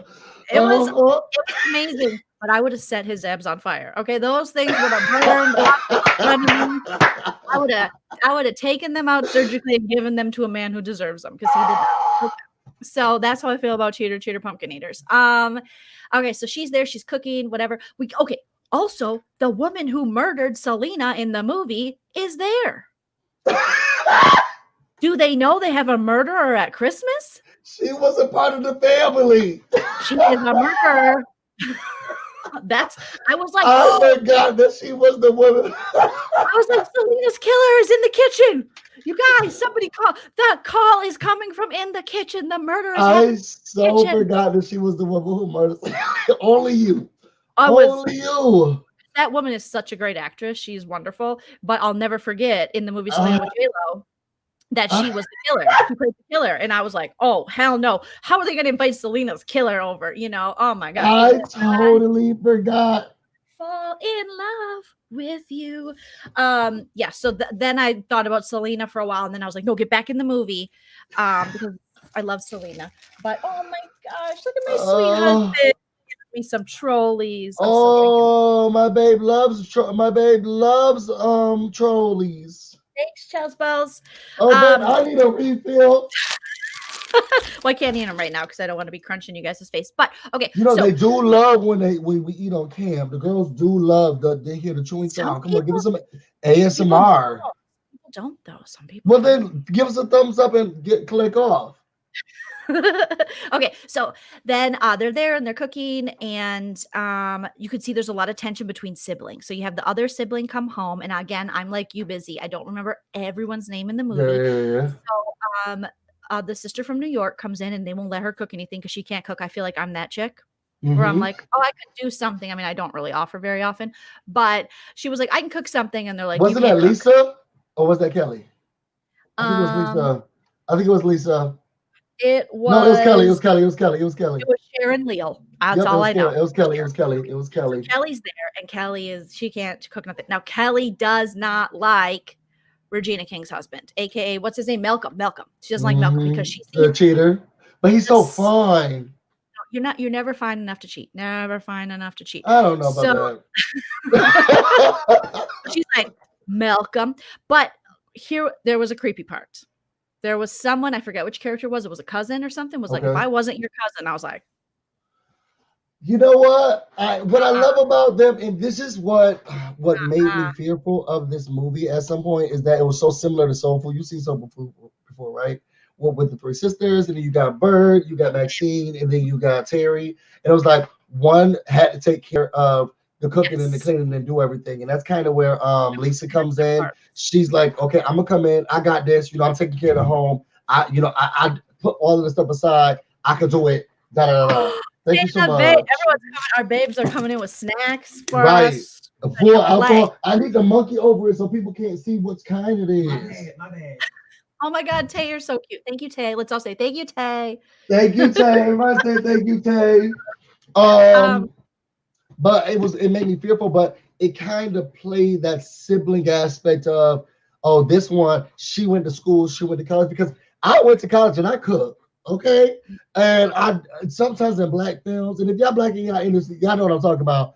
They like to say the person who didn't go to school, they became like more of a homemaker, or they stayed around the mother more, and they took care of mom and the business, and cipher money, and they can cook and they can clean. They know how to really take care of home. And the one who went to college or who's making money, don't let them in the kitchen. They're more buck smart. They think they know everything about the business. They think they can handle everything. Don't let that person cook. And that's how they treated Terry and Soul Food. And Maxine was the one who was like, Mama, I can cook, I can throw down. And the baby can't do nothing. Okay? Almost like women can't have layers. It's like they can have layers. We can do it all. I don't. But other women can. So we have that dynamic going on where you have Regina King and Kelly are just not feeling each other. They're almost like from two different walks of life. Yeah. And Kelly just sees Malcolm for the trash he is. And we do have that cousin comment where he's like, if I wasn't your cousin, and that creeped me out. And I was like, we don't need any kind She's of protective of her sister. Her sister doesn't see that because she looks at it as, you think you're better than me. Yes, of course. Of course she sees that because Kelly, you know, she doesn't know how to communicate that well enough to her sister. If she really just was like, maybe she has in the past and she's frustrated, but it seems like this family kind of only gets together for the holidays because they're all over the country. So, but maybe if she would have just sat her down and be like, I love you, you're my sister, you can do so much and you're amazing, and I look up to you and you deserve better. And this dude's playing you. But maybe she just didn't feel comfortable. It's a very tight, it's a hard position to be in when you know that someone's getting played, someone you love. And if you say something, you can alienate yourself from them. So I get it. They're gonna be mad at you. They're gonna displace it off like George did on that bridge. Exactly. Okay, so then we have the brother who's coming back, and I believe he is in maybe the Marines. Uh-huh. He's some kind of soldier. He's so fine. He's so fine. Who is the girl? Is that JoJo? That girl? That would be something if a black person said that, because it's like, okay, now you think all white people look alike. Girl, you white. That looks like JoJo. Who was that? It's not JoJo. I don't know the girl's name. I ain't seen her in a lot of stuff. What is that girl's name? Okay, I don't know what Jessica Stroke? No, it's not. It's not JoJo. You know I love JoJo. No, it was JoJo. I'm like 99% sure that it was JoJo. It's not JoJo. I don't know what the girl name is. Okay, now I gotta look it up because. But Columbus Short is coming back, and he got a white girlfriend. Okay, so let's see. I'm gonna say white girl on this Christmas.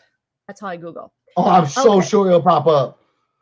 Well, they didn't pop up super the IMDb. I'm gonna look at it because I was like, oh, JoJo's in this. When's she gonna sing? And I was like, how come they're not letting JoJo sing? They can do it. Get out this Christmas right now. It's you and Santa, and it's too late for the reindeer, and I can't wait for family dinner. Y'all know we're gonna have to take this clip and send it to JoJo. Now, JoJo is my favorite artist. Y'all see, I have her album right here because I bought her. Make sure y'all go and scream it. And we were supposed to go to the concert, but JoJo has been postponing. But we got VIP tickets to her show, and we can't use them because they haven't gone live. Oh no. Okay, so Jessica Tay the Bay is saying it's Jessica Stroop. Okay, I gotta look her. Oops, I just googled that. I don't know what that says. It does not. That's foreign. Okay, so she's an actress. Okay, it is her. Okay, I've seen her and stuff, but that's JoJo's sister or something. So she was born in 80. Oh, was she on the OC or some shit? Okay. Oh God, I really was like, that's JoJo, and that's JoJo. I think the funniest part of this Christmas is you saying, why didn't I let JoJo sing?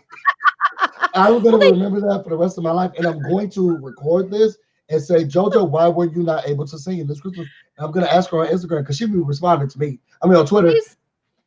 She's beautiful, just like JoJo. I mean, they do have a lot of similarities. JoJo, why did they not let you sing? Hashtag justice for JoJo. Because I was like, okay, Chris gets it all. Oh my gosh, the misogyny is real. How did you feel about when they? So she was on the 90210 spinoff. I remember that spinoff. With Sarah Foster. I don't know about that. Sarah Foster was on it. So the Foster sisters are my favorite sisters. I love them so much. They used to have a show called Barely Famous. I can quote every line from it's a mockumentary. And it was a TV show that used to come on VH1. I promise you, I can recite every line from every episode. It was only 2 seasons because people weren't ready for them, but they're the white girls that I wish I could be in life and that I love and adore. I follow them. I know everything about them and their families, but Sarah Foster was on it. She had a 2-bit stint on it, and people still know who she is. Just like you were saying, I'm not sure about that, but she was on the show, and they made fun of her being on 90210. He was like, that show went up in the 90s. She was like, no, 90210 was on. There's a new one. I'm on the new one. He was like, oh, okay, well, you're not getting a Birkin bag then. And I searched Sarah now to know it says no results. Oh, no, it's Sarah with no H. Oh, okay. David Foster's daughter.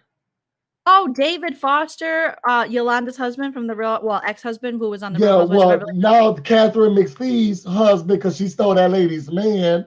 Okay. He tends to just go with the wind. So That's good luck, true. Catherine. She said, he sleeps with whoever he wants to sleep with because they're kind of Kardashians. You should watch. I'm gonna have to give you my Google sign-in so you can watch Barely Famous.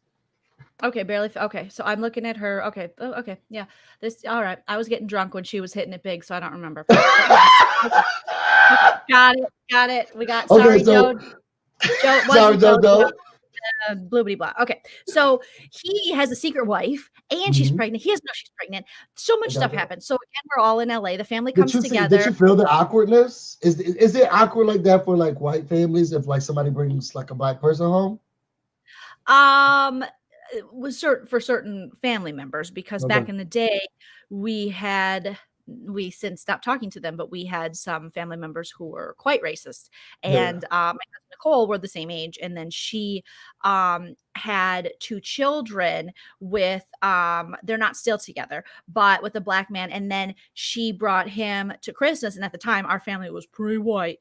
And had a couple uncles that were like, one in particular who we haven't talked to since like 2007, who was very just a dick, always had been a dick, and always just making comments. But I remember I noticed that there was a little bit of things, but other than that, I mean, what was it about? Because they were like very like, oh, this is okay, because we do that in black families, and it's not an overt of like, oh, you white. It's more like this is his girlfriend. So go into the kitchen, go into the living room. So, thank you so much, sweetie. Put that one in the bag, okay? And we'll make sure that we eat that one first. So delicious. Coming into a big, Mexican family where, depending on which side of the family I'm on, sometimes you might be one of maybe like 2, like sometimes there's like 2, like there on Chel's side, his uncle had a wife, and she was white from the Midwest. So she came in after me. So then I would explain things to her. She's like, why are we not having turkey? It's Christmas. I go, no, it's tamales, baby. It'll change your life. It's better. I know right now. You're ushering the girls in. Yes. I was like, I know it feels uncomfortable right now because it's not what you're used to, but it's better. His grandma makes tamales, and tamales beat turkey every day, all day. And you could put gravy on tamales, I guess. I don't know. I've never done it. But you can drink gravy on the side if you miss it. Because really the only thing we miss about turkey is the gravy. And then with my on my mother-in-law side, her husband is white. So it's so funny. So she has a really big, wonderful family. And so when we go to family events, when I first started, when I was first married to my husband, everyone would be, speaking Spanish, and, the little bit of Spanish I know. And my stepfather-in-law was always so funny about it, is we would be sitting there and everyone's speaking Spanish, the whole family. And then he would just chime in because we didn't have anything to say because we're like, we can't keep up. So he would go, good point. That's what I was going to say. And then I would die laughing. And then we would play little games like with my husband's cousins. They always wanted to play Loteria. And so they would always want me to read the cards because they were in Spanish. And then they got a kick out of my thick, Midwestern tongue. So it's like, it's the best. I mean, it's the best. Obviously, you feel... Obviously, I'm sure it's like, for some families. Hey, you're here for who, sweetie? What are you dropping off? Did you bring home a gal from Walmart, Chel? Was that your Walmart greeter? And you just wanted to take her home? Is she out of mayonnaise? We don't have any. And it sucked that she got there first. And it was like, wait a second, this is who? I know. So I'm sure that I think that this scene was probably relatable to people who have experienced that, where you come in and you're, kind of just the odd person out just because of, that. Edith, thank you so much for the super chat saying, Love you, Joleen and Busy. Can I put a request in for y'all to review the current season of Sequester? It's on YouTube and only one episode in. And it's better than the entire BB season. Well, how do you know that? Edith. First of all, thank you so much. Put your BloJos in the chat for Edith. Edith. But it's only one episode in. How do you know it's better? Than BB22? Because BB22 was it was trash. It was the hot garbage play from Rochester, New York. When they talked about Rochester and It's a Wonderful Life, were they talking about Rochester, New York, or Rochester, Indiana? I think it was New York. Or Rochester, Pennsylvania. I feel like it was New York, and I want to say that for you. And also when they were filming it, fun fact, I believe they filmed it somewhere really warm in California. It could have been in the desert. So all that snow. So when they had all that gear on and stuff, like it was winter, they were sweating because it was like the hottest year they had. It was like over 100 degrees when you see some of those scenes. So that could be why George Bailey or Jimmy Stewart was so mad. And Fat Phil saying, I had never seen It's a Wonderful Life. I tried watching last night just for Joleen. Thank you, Fat Phil, but only got to the first 20 minutes. That's okay. It's okay. Oh, Fat Give Phil. it time. We're gonna watch it again, Fat Phil. So watch it again with us. You know, you just joined our throuple. Watch it again with us. Yes. Okay. So we have that. Okay. So we have this great scene. One of my favorite scenes was when all of the siblings, they're all home. You know, they've had their first dinner together. All of a sudden, Idris Elba shows up, and I'm like, oh my god, the hottest brother is here. I'm so excited. Yes. The oldest one who's so angry.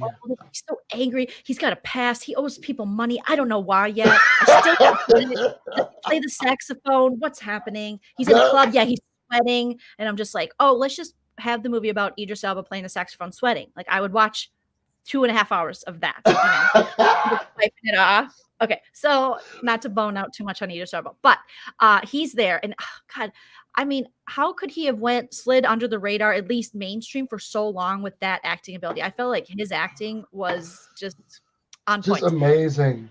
So amazing. So they decide to go to a club that night. Well, really, only the brother. My favorite scene too. Who is a Marine? I think a Marine, right? I hope I'm saying the right. He's a Marine. He's a Marine. Columbus is a Marine. Yeah. Okay. So he decides to go because he's got to go meet up with his secret wife. We don't know at this time it's his wife. We just know he's got some white chick holed up in a hotel. Like, you can't meet my family yet. It's like, because she had a lot of patience because he didn't want to bring her around too fast. But she comes without him. I should have rewatched it again. It was clear. Here's another gripe I do have is that it was too long to keep her in this hotel. And she was so patient. I would have been just texted up like, you better introduce me now. If I am good enough to have sex with you, better introduce me to your family. I am nice and kind. You know, I would have been just all over like hate. I would have put it on Twitter. It would be a done deal. She was patient to the point where she just fell asleep. Are there messages? I'd be like, everybody, get off your phone, here's the number, text it, tell my husband to get his shit together, or I'm gone. I'm gone. Oh God, even better, you thought it was JoJo at the time. So it was like, why is JoJo? Why isn't JoJo singing a sad song like get out, my husband, why can't you claim me as your wife? And it's too late because I'm leaving. I'm checking out of this hotel because I know. You know, I was like, come on, we got to go, JoJo. She was too patient. So then she's at the club. First of all, I don't know where they live when they're not in LA. Where does that brother live? I have no idea. Well, I don't know. He was on leave, so I think maybe on base. Yeah. New city. There is no way on God's green earth I'm going to head out to the El Rey to a club in Los Angeles. She is probably not familiar with Los Angeles. Wait at the bar by myself for my husband to man the F up and finally claim me as his wife. My God. So she shows up. He's like, not now, babe. Yeah, and she's okay with that? Oh, yeah, know, I guess he really loves her. She really loves him. She understands him. And his family got a lot of issues. It's a lot. It was too much. The club thing was my favorite scene too. That was a no for me though when she had to wait. So then they all tag along with him, and there's this wonderful moment where all of a sudden Mekhi Phifer's across the bar. I'm like, what's Mekhi Phifer doing here? This is a good party. Like, we're at the right club if Mekhi Phifer's here, Right. So then Idris Elba's hot ass is like, we went to high school together. I'm like, where was this high school? Because the hottest people ever went to high school. I went to high school and everybody looked like they just woke up, like they weren't fully developed. It was a hot mess. So I'm like, where's the school where Idris Elba and Mekhi Phifer went to. Sign me up. I'm back in school. A la Never Been Kissed. Like I will Drew Barrymore sign up for that and go back. I hate them. And be a journalist. So then he's checking out the sister Kelly, and Kelly's like, he's looking at me. But the funniest part of the scene was when Kelly says, we should dance. And then the Marine brother goes, I'm good. It's like, I'm good. No, I'm good. You go back. Hey, he don't even look our way. We should dance. No, I'm good. I'm good. I love Columbus Short. I know he was problematic. That's why he got kicked off a Scandal. But that was so great. We should dance. No, I'm good. But that's how it is in my family too. Like they start saying stuff, and you don't know who is gonna answer who. She's like, I'm not talking to my literal brother. Go dance. Okay, cool. You're good. Go handle your wife. So I was kind of mad at him at this point. But then Mekhi Phifer. So Chris Brown gets on stage, little baby. Oh, the baby. So beautiful. He starts singing Otis Redding's Try a Little Tenderness. And that to me, in high school, I was a weirdo, and I would drive around listening to Try a Little Tenderness and different Otis Redding songs. So when he's like, oh, she may be weary, I was like, oh my God, young girls, they do get weary. They do get weary. Yes! It wasn't the best rendition because it's hard to do. It's not. It's hard to do an Otis Redding song because the parts that Otis hits in that song, okay, Busy's got to go. But in that song was... It's hard to cover Otis. Like Chris Brown cannot do Otis Redding justice. I will live and die by that. But he did his own take on it. You have to do your own take. And I did love the take. There's certain ways though where maybe because I've listened to it so much where he's like, wearing that same old shaggy dress, and then he's like, yo, you know how Otis Redding's like, drop. Yeah. Like you needed to do some kind of drop, drop little tip. Yeah. So Chris Brown did okay, and I love that he picked Try a Little Tenderness. And it makes me now think about Christmas because I was listening to it when Take It Back, and I was like, this is my Christmas song, and I was thinking, this is not a Christmas song, but it just reminds me of this Christmas. I always put it on during the Christmas time. Well, Try a Little Tenderness is one of the best songs. It's not a Christmas. Otis Redding song. So did you hear? This is kind of on the same subject, but not. Dolly Parton was saying she wants Beyonce to do a rendition of Joleen. I'm not joking. I was just reading it today, and Dolly Parton was like, she wants it to be updated, and she wants Beyonce to do it. She said she's one of the only people who can redo it.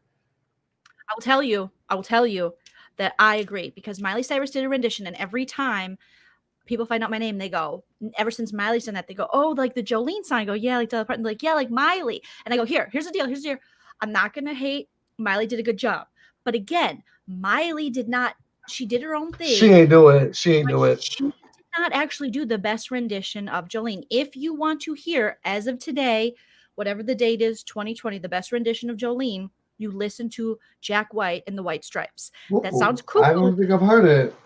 Look it up on YouTube, play it. There's a live version that Jack White does, and it's amazing because he really takes it and interprets it himself. And having this name, that song has followed me my whole life, and I feel lucky to have it have followed me. So I'm like so happy that Anna named me Joleen, even though Joleen in the song is a redhead. She's a whore.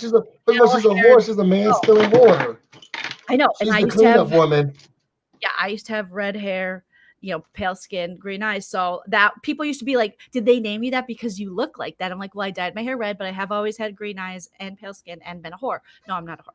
But I think Beyonce, yes, just saying my name, say my name in the Think of your intro. Think of your intro that you can have do.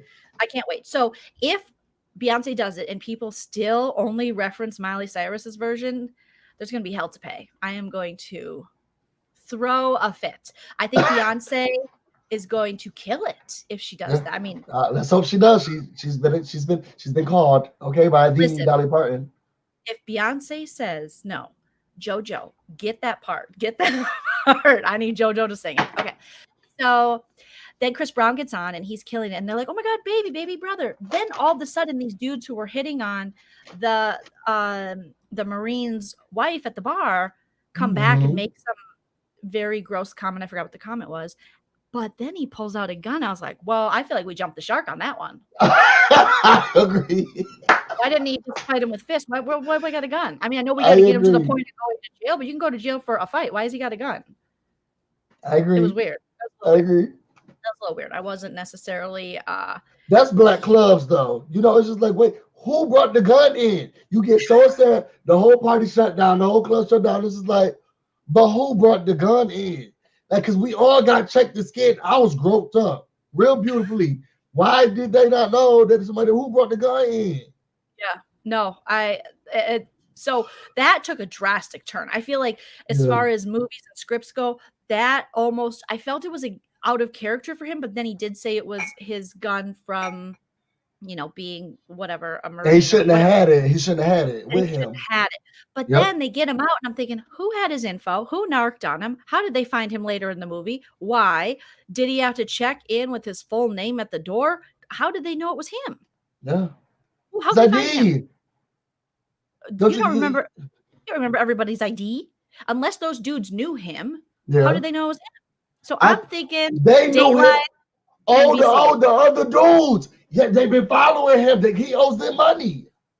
The ones that Idris Elba owes money to? Yes, he knows all about them. So not only are they bookies, right? Because he owes them money for booking. Yes, they're narcs. That's you gotta know everybody. Yeah, you gotta know everybody. It just seems like I feel like they wouldn't waste their time with the brother. No, you would, because I'm like, we're gonna get our money some way, somehow, so that you get them, so then that person pays up. Okay. All right. Thank you, Christopher Taylor, for the super chat. Hello, guys. Happy holidays. So the criminals were working together to take down the brother who acted out of raw emotion. I just felt like for him, I don't know. It seemed a little out of character watching him in most of this movie. But okay. So now he's, got a charge. Now he's catching a charge. Like, remember when J-Lo and Puff Daddy was P. Diddy, or maybe he was still Puff Daddy at the time, and there was the whole gun stuff. I guess he's just at a club, something happened, whatever. It didn't seem to fit. We're in such a nice moment, but there's got scripts have to take turns, you have to have your point of no return, things like that. So fine. There you go. They get out of the club, and then they're like, "Where's Kelly?" Well, Kelly's with Mekhi Phifer, and Idris Elba goes, "She'll be fine." And I'm thinking, but you kind of know him from school, but you don't. But I guess Kelly's just gonna be good, Oh, I don't know. Okay. So I just say guns in the club aren't a black thing. I'm not saying it's a black thing. I'm just saying when I go back to the club back at home, you always be like, who had the gun?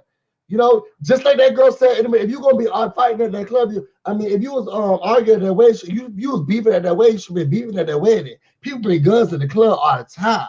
You think we got time to be getting shot up at a club? No. Okay. Even looks like Nana has some experience. Nana said I was dancing through a New Year's party and the neighbor had stopped by waving a gun. I didn't notice and thought everyone stopped to watch me dance. What an ego.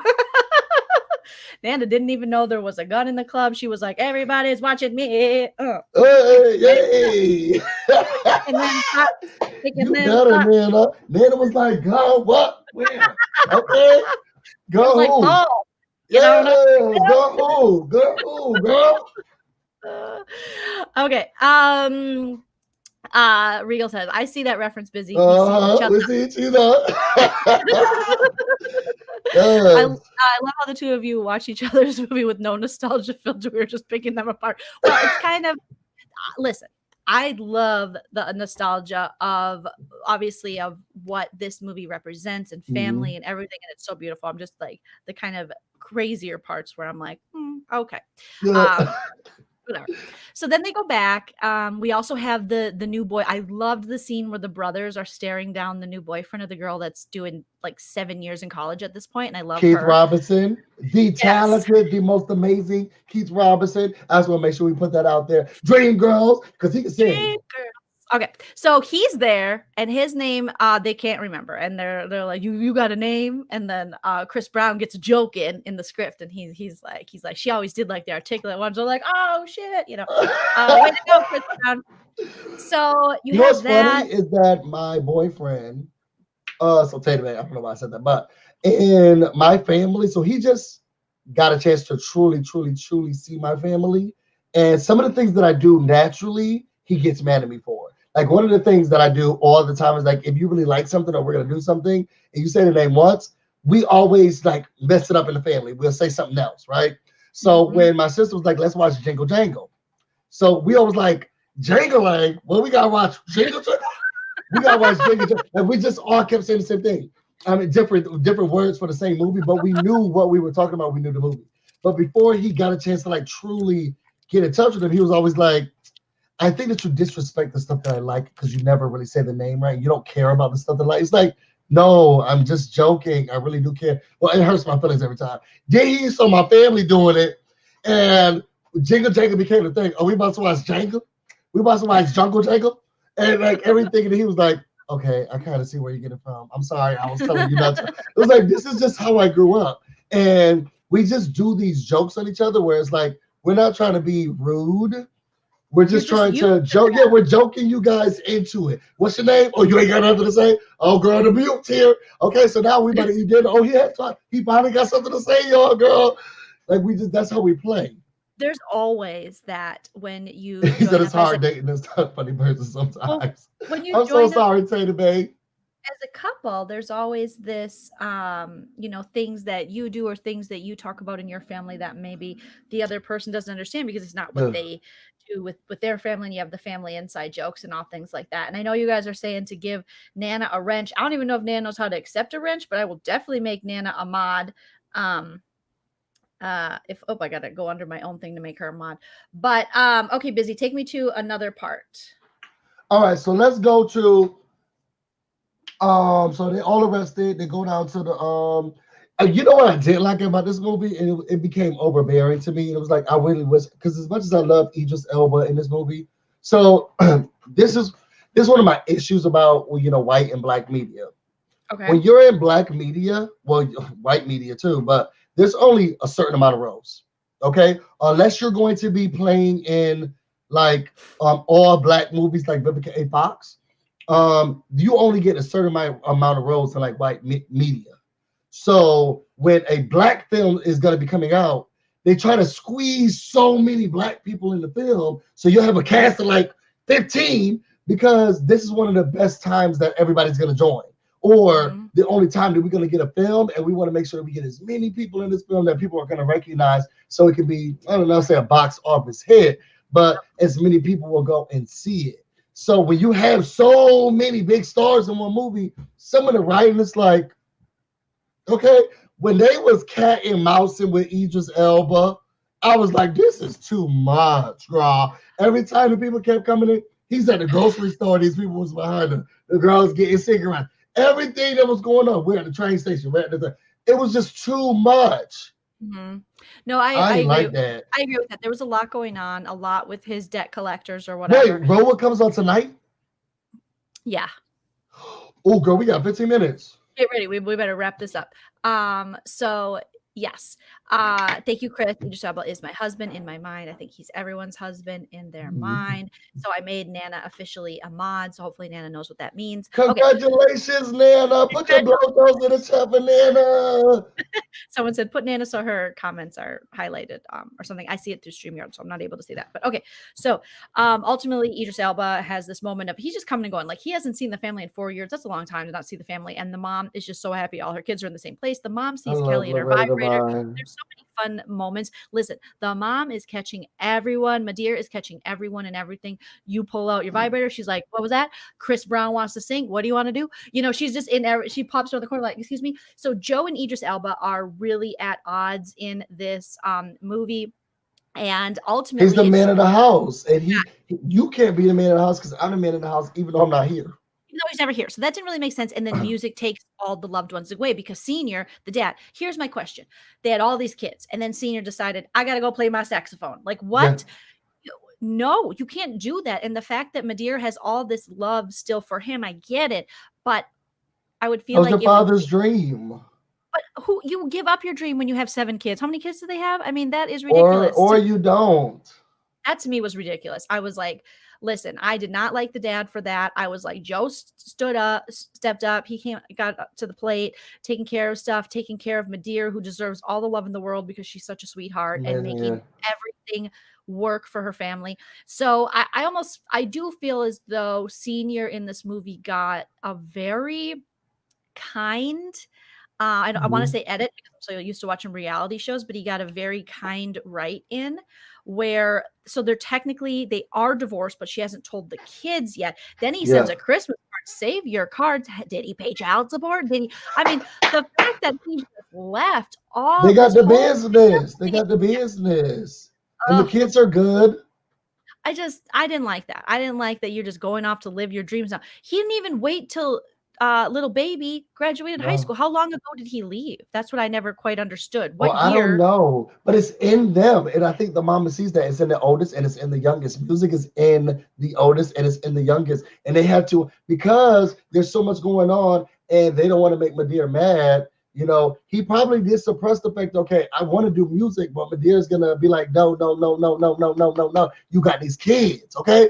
And so now I'm just going to go away. So that's why the oldest was like, look, I'm about to go away and do music too, like Daddy did. And the youngest is like, I don't want to make Madea mad or anybody else mad like Daddy, so I'm going to hide it.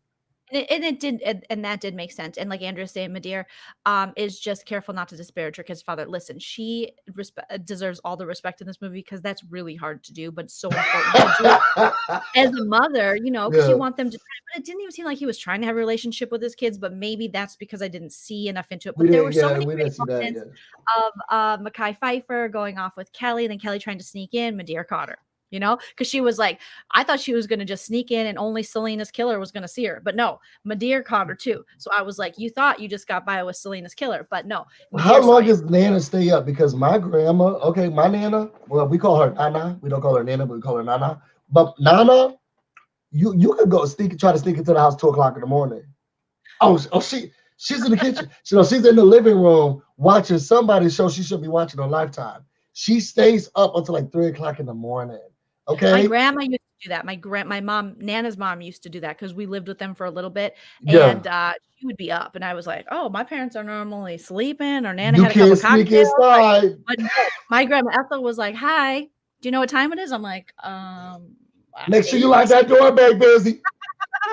So yes, you could get stuff past Nana, but you could not get stuff past my grandma. There was no way, no how she saw it all. That's how I felt about Madea. She was like, don't forget, put that in the kitchen, girl. Yeah. Don't get take the shoes off. Such a soft spot to Madea because somehow I always thought my grandma was magic because she was able to make all these things happen and meals and people getting together and events and all. But I never really saw her sleep. And you know, she would just be up at the kitchen table after everything was done, smoking a Territon, like, oh, you decided to come home now. Cool. So, and my mom has so many, you know, similar stories like that about my grandma, but she just was magic. So I really loved the character of Madea, but I just didn't get the whole dad thing. And Joe deserved more respect. Ultimately, he does get more respect when he bails Idris Elba out of the trouble because he wants to run again. And I'm like, no, don't run. And he ultimately comes back, and then Joe saves him. And then they get to go to church because, you know, the rest of them really church. Well, some of the family didn't want to go to church, and Joe's like, you never do. You never do. You're not my father. So you can't tell me to go to church. Then they go to church, and then that's when Chris Brown sings, and Madea seems to be like, this kid is so talented, I can't not, you know. Why is he up there? Somebody go get But also Regina King, when her husband leaves to go have this torrid affair and wants her to sell the business, and her and Kelly have a fight, and they have this moment, and I like that. There was a lot of weather for LA, a lot of weather. There was rain, and I was like, that scene when she was in that with all the rain. Okay, so can you explain this to me? Now I don't watch the movie a lot of times. Y'all don't got no railings or nothing in California when she was just able to just drop that thing down. And what was that, a dam?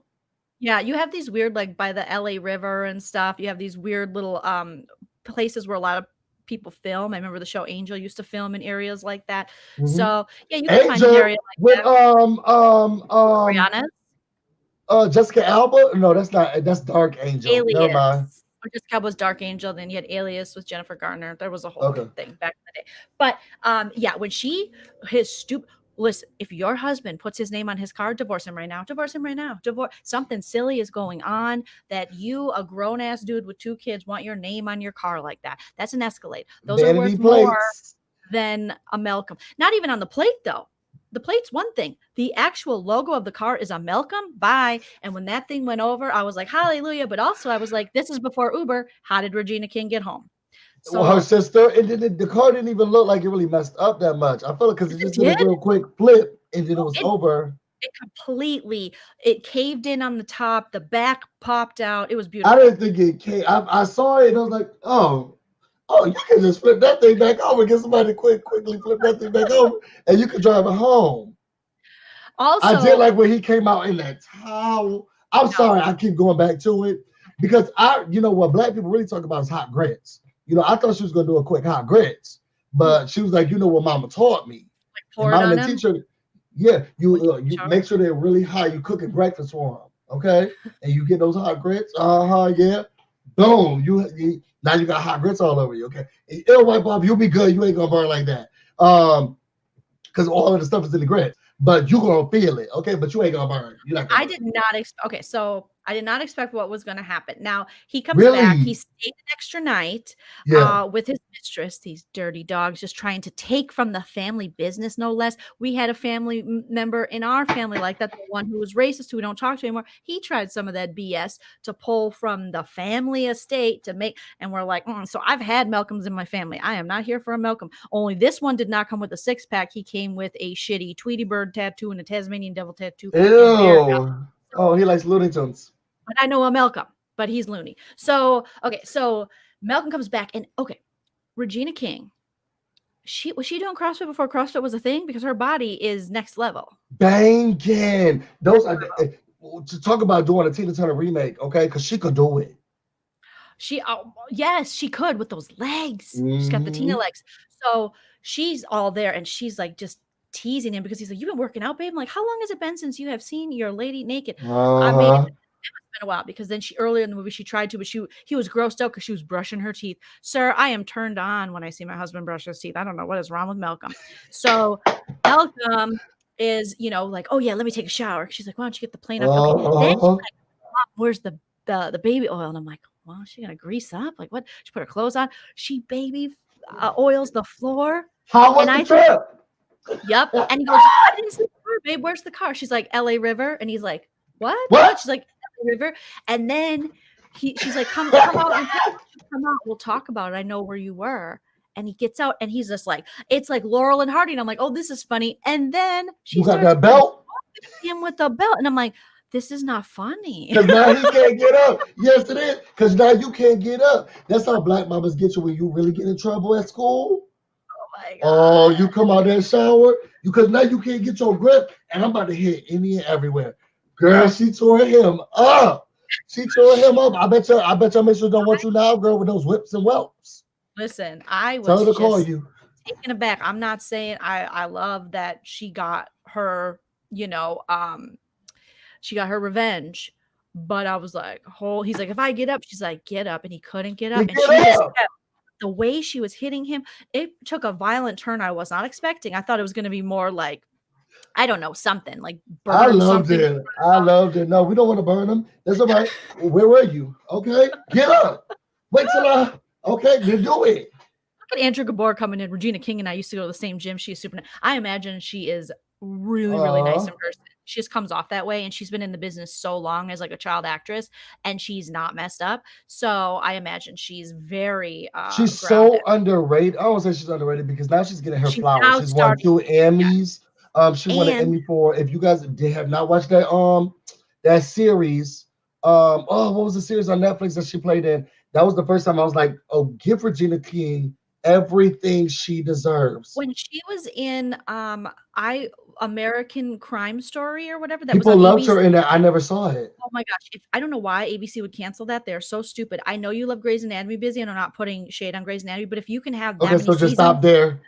Grey's, but why can't you have American Crime Story? It was a beautiful show. It was very Ryan Murphy-esque, not in that it was scary, but in the fact that it had all these different people and different characters every season, and their stories blending in together. It was awesome. And she was 7 seconds. Watch 7 seconds. One of the best series I've ever seen. It's on Netflix. It's not that long. It's like 8 episodes. But you are immersed in it the whole entire time. She plays her A off. Well, truly, everybody plays their A off. And it's so good. She won an Emmy for that. You guys do yourself a favor. Now, it's kind of hard to watch if you're black. Sorry. Because it talks about the justice system and how they but it's such an amazing documentary. So just do yourself a favor. Cuddle up with your babe. Get naked. Get some popcorn. Get a big cuddly blanket like the one I sent Joleen. And watch 7 seconds. Oh, it's right there. Oh. And just watch 7 seconds. So good. Andrew Gabor says that she won 2 Emmys for American Crime. American Crime, you guys stream it. It's such a good show, and every season is Hulu? Is it on different. Hulu? I think it's on Hulu since it's I'm gonna watch it. ABC. Okay, so ultimately the family all comes together. Everything is right, and then I love that Madeir says I gained a So he comes home from jail. I don't know how that happened, but you know, all of a sudden he's there, and it's great. We don't need all the explanations because it's a movie. You only got so much time. Yeah. And then she says we lost a son-in-law, thankfully, but we gained a wonderful daughter-in-law. And I'm like, oh, that's so nice. So it just shows you so many different things that maybe what you expect, much like It's a Wonderful Life, what you think you want isn't necessarily what you want, because Malcolm's trouble. And so having JoJo come in was a good thing for the family. Overall, out of 10, I would give it an 8 out of 10 for holiday movies. I really would, because it had all the things I like. A come home again story. You have the hookups. Did they go get a tree? Pfeiffer. They went and got a tree. You have like, you know, do you want to go to, would you fly to New York if I loved this line. She's like, if I bought you a ticket, would you come to New York? He's like, I don't need you to buy me a ticket. I just need the invitation. Oh, you make your own money.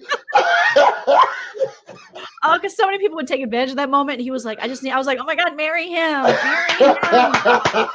I got goosebumps. Like Mekhi Phifer killed it when he showed up as Santa. It could have been creepy, but it wasn't. It wasn't, yeah. So I love that the family came together. Wait, what was the ho joke? Oh, it's bothering me though.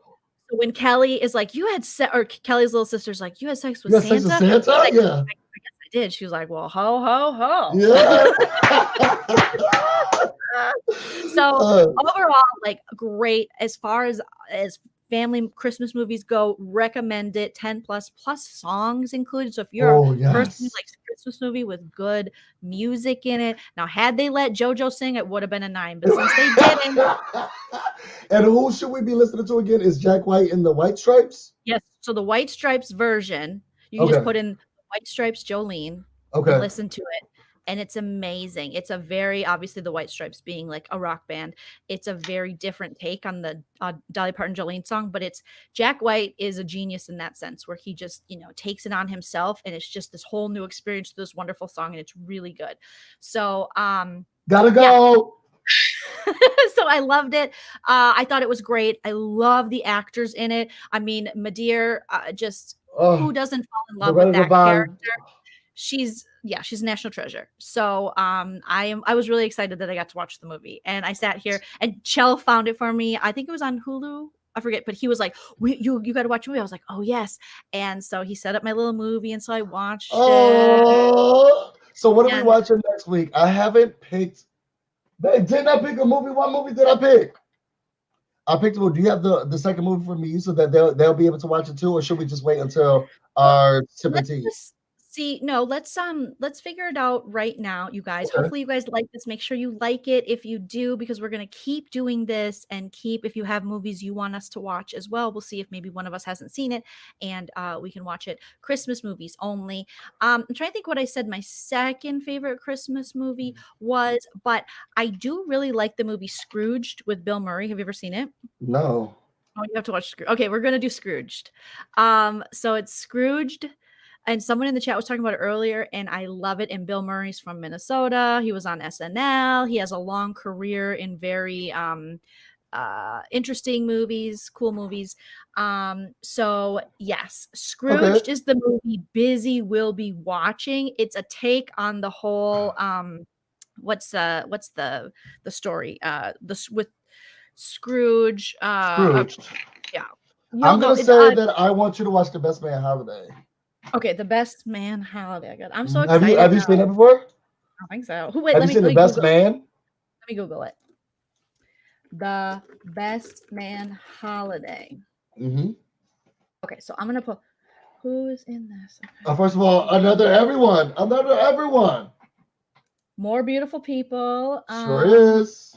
The Best Man Holiday. So here we go. I'm gonna. So I'm watching The Scrooged. Okay, so I'm watching The Best Man Holiday. So if you guys want to watch along, Morris Chestnut, Taye Diggs, one of the sexiest men alive from Rochester, New York, Regina Hall. Okay, you're getting Terrence Howard. Anytime you get Sanaa Lathan or something, you know you're winning. Nia Lork. Oh my gosh. Yes. Okay. So no, I've definitely not seen this. And then Mhm. Busy is going to watch Scrooged. Scrooge. Okay. And I don't know why it's not popping up here, but maybe it's because I have a million windows open here. Okay, so oh my God, Scrooge. You got Bill Murray, you got Carol Kane, you have Bobcat in it, you have Alfre Woodard is in it. Okay. And So I love me some Alfre Woodard. Oh, who I don't know if you know doesn't? that, but I stand Alfre Woodard because Um, the movie after this. Ooh, I wonder if I should wait for Best Man Holiday and do the one I wanted to do before this, which is Holiday Heart. let's do Best Man Holiday. I think it looked good. Okay, so then after that, another Alfre Woodard film, we have to do Holiday Heart for you. Okay, for me. Okay, so Scrooge is one you'll watch. I Man do Holiday. know Bill Murray. Yes, so you know Bill Murray. Okay. Yeah. So he was in tons of stuff. Caddyshack. I mean, he's been in so many movies, and he was I on know Bill SNL Murray. in the early days, like original SNL type person. Have you seen National Lampoon's Christmas Vacation? I have, yes. Okay, I feel like I've seen a lot of the National Lampoons. My mom, she liked National Lampoons. So Scrooge is a take. Thank you, Chris, for clarifying. I had a brain fart. It's a take on A Christmas Carol. What's that? But it's a funny take. So the movie of a Christmas Carol. Have you ever seen the original Christmas Carol? No. What's that? Okay, so it's based on that concept.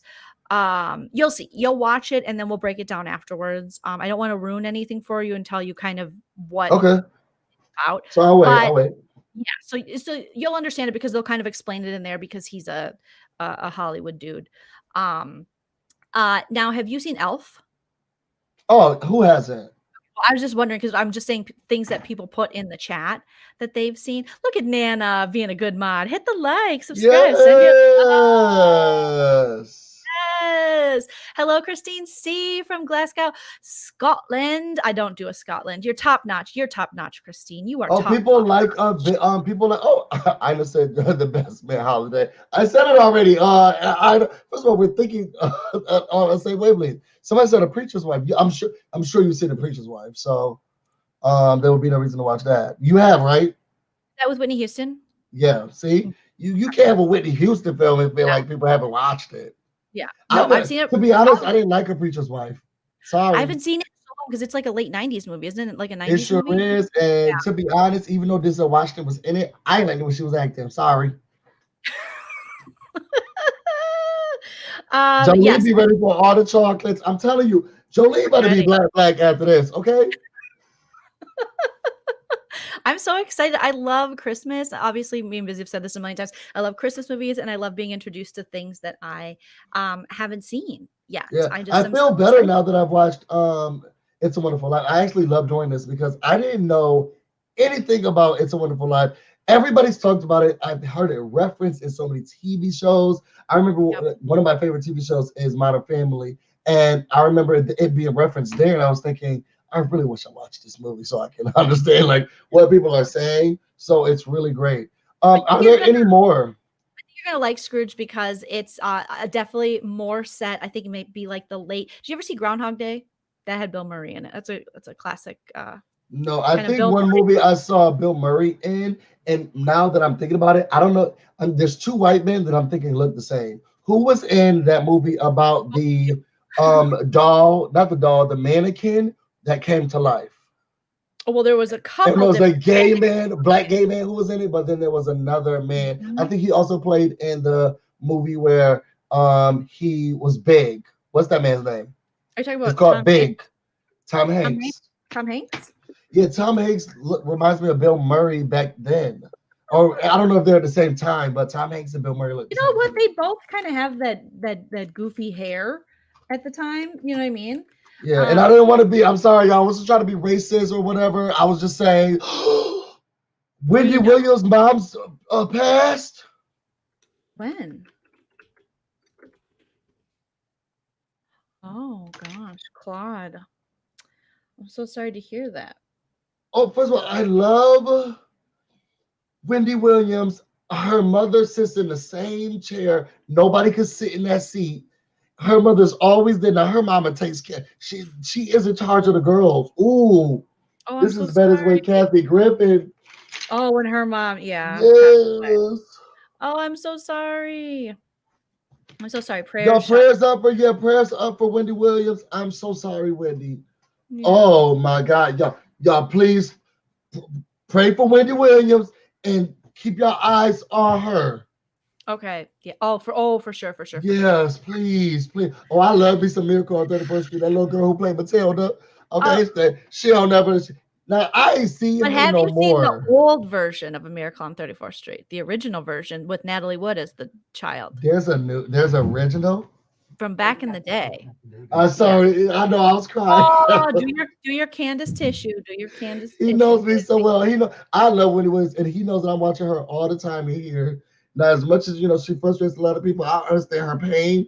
But now she lost I just can't. I'm so sorry. I'm so sorry to hear about that with Wendy and her mom. Yeah, she made a big impact on her. And Wendy, not Wendy. She always does her nasally sound of her voice. Is she included on the show?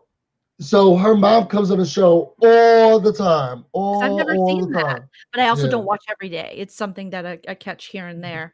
But yeah, so this is the original Miracle on 34th Street. There is obviously a black and white version and the color version. I believe Natalie Wood, the actress, see, I only know the one with Little Matilda. Played the little girl. Yeah. So okay, well maybe we'll have to do a classic one of that. I'm sorry, busy. Okay. Well, to end on such a sad note, but prayers up to Wendy Williams and her family. Yeah. So, but thank you guys for joining us for BloJo Christmas, and we'll be back next Sunday again. Busy will be watching Scrooged. I'll be watching Best Man Holiday. We will come back. We'll be here with our trees. Busy will be there in hats. Who knows what Busy will have going on? Maybe a Treetopia tree will just pop. Oh yeah, I'm only going to be wearing a little tree right here. I think next time it's only going to be a tree. We need the views. Okay, there you go. That'll help. So make sure you follow us on our social media. Make sure you smash the like on this video. Subscribe if you haven't already. Subscribe to this channel. Subscribe to Busy's channel and all our social medias below. If you want to support us, we have links. We have our Amazon gift list for me, Busy, and Nana. We also have Patreon, PayPal, all that kind of stuff listed below. But thank you guys so much, and thank you, Busy, for introducing me to a new holiday movie. Thank you for introducing me to one. Now I'm going to watch it in color. Yay, watch it in color. All right, you guys, you're fantastic. Enjoy the rest of your Sunday. Enjoy Real Housewives of Potomac on tonight. Also, and Real Housewives of Atlanta tonight. We'll see how that goes. Bye, everyone. Bye.